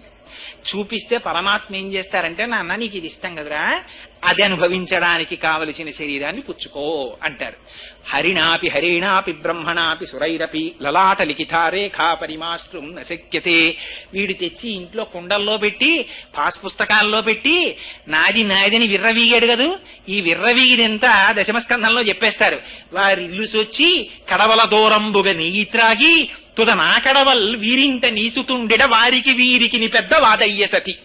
ఆ ఇంటి పక్కనే చాకలు అడిగాను, లేకపోతే ఇంకా బాగా డబ్బు లేనివాడిగానో పుట్టి రాత్రి గంజికి లేక వాళ్ళ ఇంట్లో కుక్కర కోతేసి ఓ గంట అయిపోయిన తర్వాత అమ్మా భోజనాలు అయిపోతే కొంచెం గంజిపోయింది అమ్మా అంటే, నీ మొహం గంజి ఎక్కడ రా, ఎప్పుడో పోయింది, మేము కుక్కర్లో వండుకుంటా ఉంటారు వాళ్ళు. ఆ ఇంట్లో కొండే ఇప్పుడు ఖాళీ కుండగా ఇంట్లోకి వచ్చింది. ఇది మార్చేవాడు చిత్రగుప్తుడు. అందుని అటువైపు లేకుండా ఇటువైపుకి మారాలంటే ఆయన పాదములు పట్టుకోవాలి. ఎందుకని ఆయన పాదాలు పట్టుకుంటే అంత తొందరగా అనుగ్రహం. వాడు పార్వతీ పరమేశ్వరుల పుత్రుడు. పార్వతీదేవి అపార అనుగ్రహ రాశి, పరమశివుడు అపార అనుగ్రహ రాశి. వాళ్ళిద్దరూ జగతపితరవు వందే పార్వతీ పరమేశ్వరవు. ఇప్పుడు ఒకరి అనుగ్రహం కాదు, ఇద్దరి అనుగ్రహాల కలపోత ఆ పిల్లవాడు. అందుకని ఆయన అనుగ్రహ స్వరూపుడు. అందుకని ఆయన ఇంకో పేరు పెట్టాల, సుబ్రహ్మణ్యుడు. ఆయన పాదములు పట్టుకుంటే అన్ని ఆయన చూసుకుంటాడు. నీకు దూపంగా అన్ని ఆయన ఇచ్చేసి నిన్ను ఎటువైపుకు నడిపించాలో అటువైపుకు నడిపిస్తాడు. కుజగ్రహ బాధల నుంచి తప్పిస్తాడు. అంత పరమపావనమైనటువంటి సుబ్రహ్మణ్యేశ్వర స్వామి వారి యొక్క దివ్య వైభవాన్ని ఒకే ఒక్క విషయం మనవి చేసి పూర్తి చేస్తాను. గణపతి స్థపతి అని ఒక శిల్పి ఉన్నారు. చంద్రశేఖర పరమాచార్యుల వారు ఆయన్ని కారణజన్ముడని పిలిచేవారు. ఆయన కొన్ని వందల సంవత్సరాల నుంచి నదులలో ప్రవాహంలో నానిపోయిన శిలల్ని గుర్తించారు. గుర్తించి అది సుబ్రహ్మణ్య స్వరూపంగా మలచడానికి కొన్ని లక్షలు అవుతుంది. ఎవరు పెడతారు ఈ రోజుల్లో అంత డబ్బు? అందులో సుబ్రహ్మణ్యేశ్వర స్వామి వారి యొక్క స్వరూపాన్ని, వల్లి దేవసేన విగ్రహాలు ఎలా ఉండాలి, ఎటువైపుకు ఎంతంత వంగి ఉండాలి, ఇవన్నీ తెలియాలంటే దానికి అపారమైన శాస్త్ర ప్రవేశం ఉండాలి. ఎంతో నియమనిష్టలతో విగ్రహాల్ని చెక్కాలి. ఎవరు చేస్తారు? చిత్రం ఏమిటంటే ఆయన విశాఖపట్నం శారదాపీఠాధిపతుల దగ్గరికి వచ్చి అడిగారు, స్వామి నేను పెద్దవాడిని అయిపోయాను, నాకు ఆ విగ్రహం చెక్కాలనుంది, అది దాసాంజనేయుడు, ఇన్ని లక్షల రూపాయలు అవుతుంది, ఎవరు చెక్కిస్తారు ఈ రోజుల్లో అని. మరి నిజంగా ఆ స్వామివారి నోటంటే ఎందుకు వచ్చిందో, ఎన్ని లక్షలు అవుతుందని అడిగారు. ఇన్ని లక్షలు అన్నారు. మీరు పని ప్రారంభించేయండి, మేము ఇచ్చేస్తామని గబగబా నలుగురికి ఫోన్ చేశారు. వాళ్ళు నలుగురు గబగబా డీడీలు పట్టుకొచ్చి ఇచ్చేశారు. అది అనుకున్న సమయానికి ప్రారంభమైతే మా అదృష్టం ఏమిటంటే ఆ సుబ్రహ్మణ్యేశ్వర స్వామి వారి ప్రతిష్ఠ జరిగినటువంటి రోజుల్లో సుందరకాండ చెప్పమని నన్ను ఆహ్వానించారు. ఇది నాకు నిజంగా స్వామి యొక్క అనుగ్రహం అనుకుని అక్కడికి వెళ్ళా. విడితే నిజంగానండి ఆ విగ్రహాలు చూస్తుంటే, అవి విగ్రహాలు అనకూడదు, ఆ మూర్తుల్ని చూస్తుంటే అందం రాశీభూతం అయిపోయినట్టు ఉంటుందండి. అందానికి అందం ఎవరిదో తెలుసా అండి? పరమశివుడిది. పరమశివుడు చూడ్డానికి అలా ఉంటాడు. ఏమిటో ఒళ్ళంతా ఇలా జటలు కట్టేసుకున్నట్టు, ఇలా గంగ కారిపోతున్నట్టు. ఆయన ఎవరో పాట పాడాడు ఆ మధ్య, ఎవరో నాకు ఒక క్యాసెట్ ఇచ్చారు ఈ పాట వినండి అని. ఎంత ఆశ్చర్యపోయానంటే, ఏదైనా చూడకూడదు చూస్తే శివశివ శివశివ అంటాం, ఇదేమిటే నిన్ను చూస్తే నువ్వే ఇలా ఉంటావు, చేతిలో ఓ పుర్రె, విషం తాగేస్తూ ఉంటావు, పెద్ద పెద్ద జడలు, మెళ్ళో పుర్రెల మాల, రక్తం ఊడిపోతున్న ఏనుగు చర్మం, ఇవన్నీ ఏమిటి?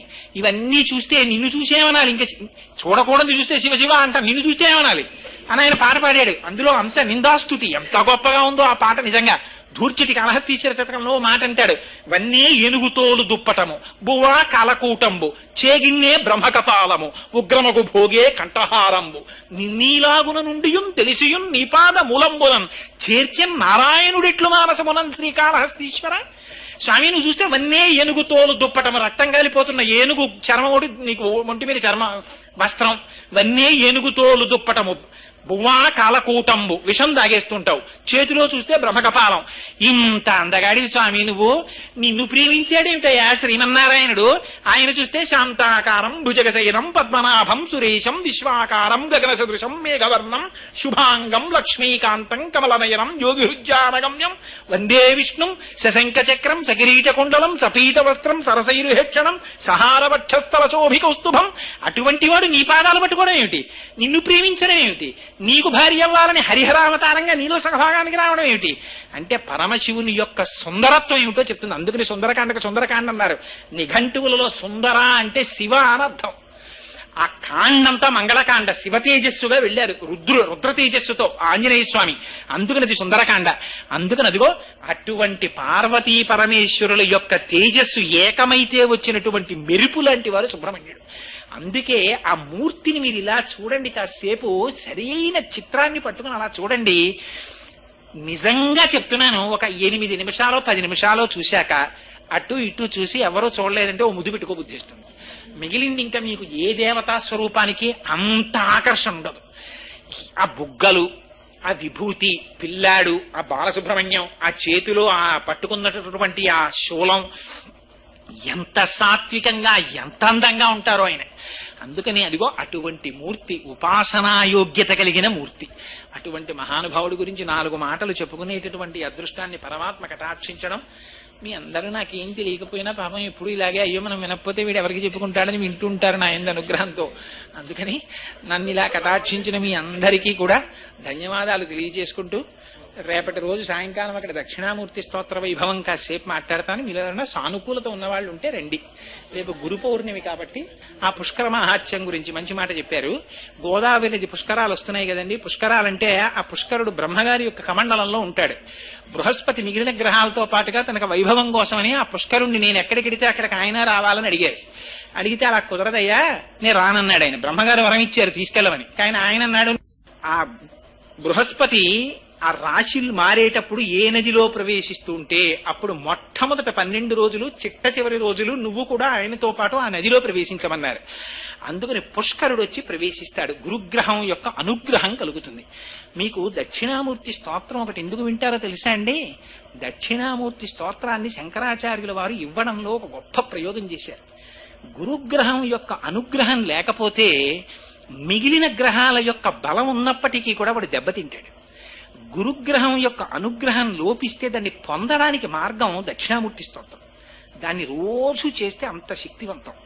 అందుకని అదిగో ఆ దక్షిణామూర్తి స్తోత్రం ఎంత గొప్పదో, బృహస్పతి ప్రవేశించినటువంటి పుష్కరుడు ప్రవేశించిన పుష్కర స్నానం అంత గొప్పది. ఆ పుష్కర స్నాన సమయంలోనే పితృపిండ ప్రదానమని, దానాలని, ఎందుకని అంటే అవి చేస్తే 1,000,000 రెట్లు ఫలితాన్ని ఇస్తాయని.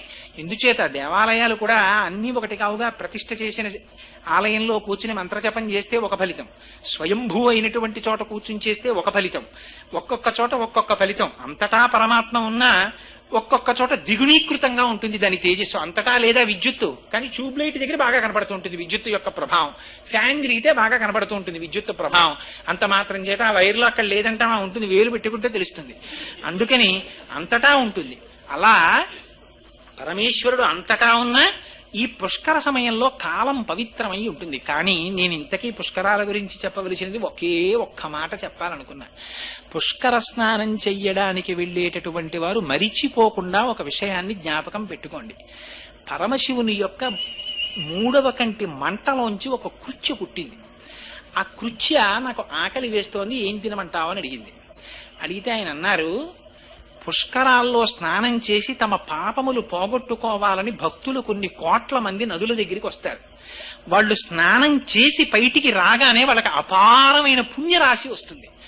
కానీ పుష్కర స్నానం చేసేటప్పుడు నది ఒడ్డున ఉన్నటువంటి మట్టి తీసి నదిలోకి విసిరి ఒక మంత్రం చెప్పి, పిప్పలాదాత్ సముత్పన్న కృత్యే లోకభయంకరి మృత్తికాంతే మయా దత్త మహారార్థం ప్రకల్పయా అన్న మంత్రం చెప్పకుండా, మట్టి విసరకుండా ఎవరు నీటిలోకి వెళ్లి స్నానం చేసి బయటికి వచ్చారో వాళ్ళ యొక్క పుణ్యాన్ని నువ్వు తినేసేయని ఆనతిచ్చారు. అందుకని పుష్కర స్నానం చేసినా వారి పుణ్యాన్ని కృత్య తినేస్తుంది. అందుకని పుష్కర స్నానం చేసేవాళ్ళు తప్పకుండా జ్ఞాపకం పెట్టుకోండి. ఇంత కష్టపడి ఎవరైనా వెళ్ళేది ఎందుకు? మనకున్న పాపరాశి దగ్ధం చేసుకోవాలనే కదా. అందుకని ఆ మంత్రం తప్పకుండా చెప్పండి. ఆ ఒడ్డున ఉన్న మట్టి కొంచెం తీసి నదిలోకి విసిరి ఓ నమస్కారం చేసి అప్పుడు పుష్కర స్నానం చెయ్యండి. ఇదిగో ఈ విషయం కొంచెం ప్రధానమైంది కాబట్టి, పుష్కరాలు దగ్గరికి వచ్చేస్తున్నాయి కాబట్టి దీన్ని ప్రస్తావన చెయ్యాలి అని అనుకున్నాను. సరే, స్నానం చేయడానికి ముందరేనండి, స్నానం చేయడానికి ముందరే. అయ్యా ఒక్కసారి అందరం కూడా ఈ సుబ్రహ్మణ్యేశ్వర స్వామి వారి యొక్క అష్టకాన్ని ఒక్కసారి మనం పలికితే చాలా మంచిది. అందుకని అందరం మమదేహి కరావలంబం అంటారు. స్వామి నాకు చేతులు ఇవ్వయా అని అడుగుతారు. ఇది పరమపావనం. అటువంటి స్తోత్రం అందరం చెప్దాం. కూర్చోండి పాపం మోహన్ రావు గారు రంగరామానుజీయ స్వామి వారి వంటి మహానుభావుల యొక్క తర్ఫీదులో ఉన్నవారు కాబట్టి వారిలాగే వారు కూడా చక్కగా అన్ని కూడా పేజీలు వేసి అవి చేశారు. పైగా సుబ్రహ్మణ్యేశ్వర స్వామి వారి అవతారం శివకేశవ అభేదం ఎందుకో తెలుసా అండి? వల్లి దేవసేన శ్రీ మహావిష్ణువు యొక్క కుమార్తెలు. వాళ్ళని ఈయన వివాహం చేసుకున్నారు. మేనల్లుడు అల్లుడు కూడా విష్ణుమూర్తికి సుబ్రహ్మణ్యేశ్వర స్వామి వారు. అందుకని అది శివకేశవ అభేదం ఆ అవతారం. అందుకని నామాలు చెప్పండి. నేను కళ్ళదోడు కాలేదు, పర్వాలేదు, నోటికి వచ్చి ఒకవేళ నేను ఎక్కడైనా ఒక శ్లోకానికి ఒక శ్లోకం చెప్పబోతే మాత్రం కొంచెం చెప్పండి అమ్మా, అది కాదురా అక్కడ అని చెప్పండి అమ్మా. ఎవరైనా చూసిన వాళ్ళు చెప్పండి. ఒకవేళ నేను ఆ శ్లోకానికి ఇంకో శ్లోకం ఏదైనా చెప్పేస్తుంటే కాస్త చెప్పండి నాకు. శ్రీ పార్వతీశ ముఖ పంకజ పద్మబంధో శ్రీశాదిదేవ గుణపూజిత పాద పద్మ వల్లీశనాథ మమ దేహి కరావలంబం దేవాదిదేవ నుతదేవ గణాధినాథ దేవేంద్రవంద్య మృదు పంకజ మంజుపాద దేవర్షి నారద మునీంద్ర సుగీత కీర్తే వల్లీశనాథ మమ దేహి కరావలంబం నిత్యాన్నదాన నిరతాఖిల రోగహారీన్ తస్మాత్ ప్రదాన పరిపూరిత భక్తకామ శృత్యాగమ ప్రణవవచ్చ నిజస్వరూప వల్లీశనాథ మమ దేహి కరావలంబం క్రౌంచాసురేంద్ర పరిఖండన శక్తిశూల పాశాదిశస్త్ర పరిమండిత దివ్యపాణి శ్రీకుండలీశ ధృతకుండ శిఖీంద్రవాహ వల్లీశనాథ మమ దేహి కరావలంబం దేవాదిదేవ రథమండల మధ్యవేద్య దేవేంద్రపీఠనగరం దృఢచాపహస్తం శూరం నిహత్య సురకోటి బిరీఢ్యమాన వల్లీశనాథ మమ దేహి కరావలంబం హారాదిరత్నమణియుక్త కిరీటహార కేయూరకుండలల సత్కవచాభిరామ హే వీరతారక జయామర బృందవంద్య వల్లీశనాథ మమ దేహి కరావలంబం పంచాక్షరాది మనుమంత్రిత గంగతోయైః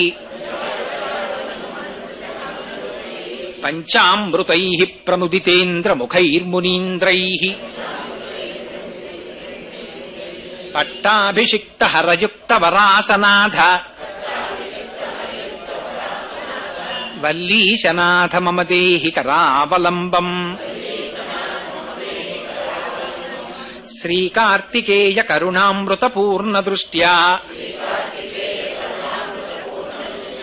శృత్యాగమ ప్రణవవాచ్య నిజస్వరూప కామాదిరోగ కలుషీకృత దుష్టచిత్తం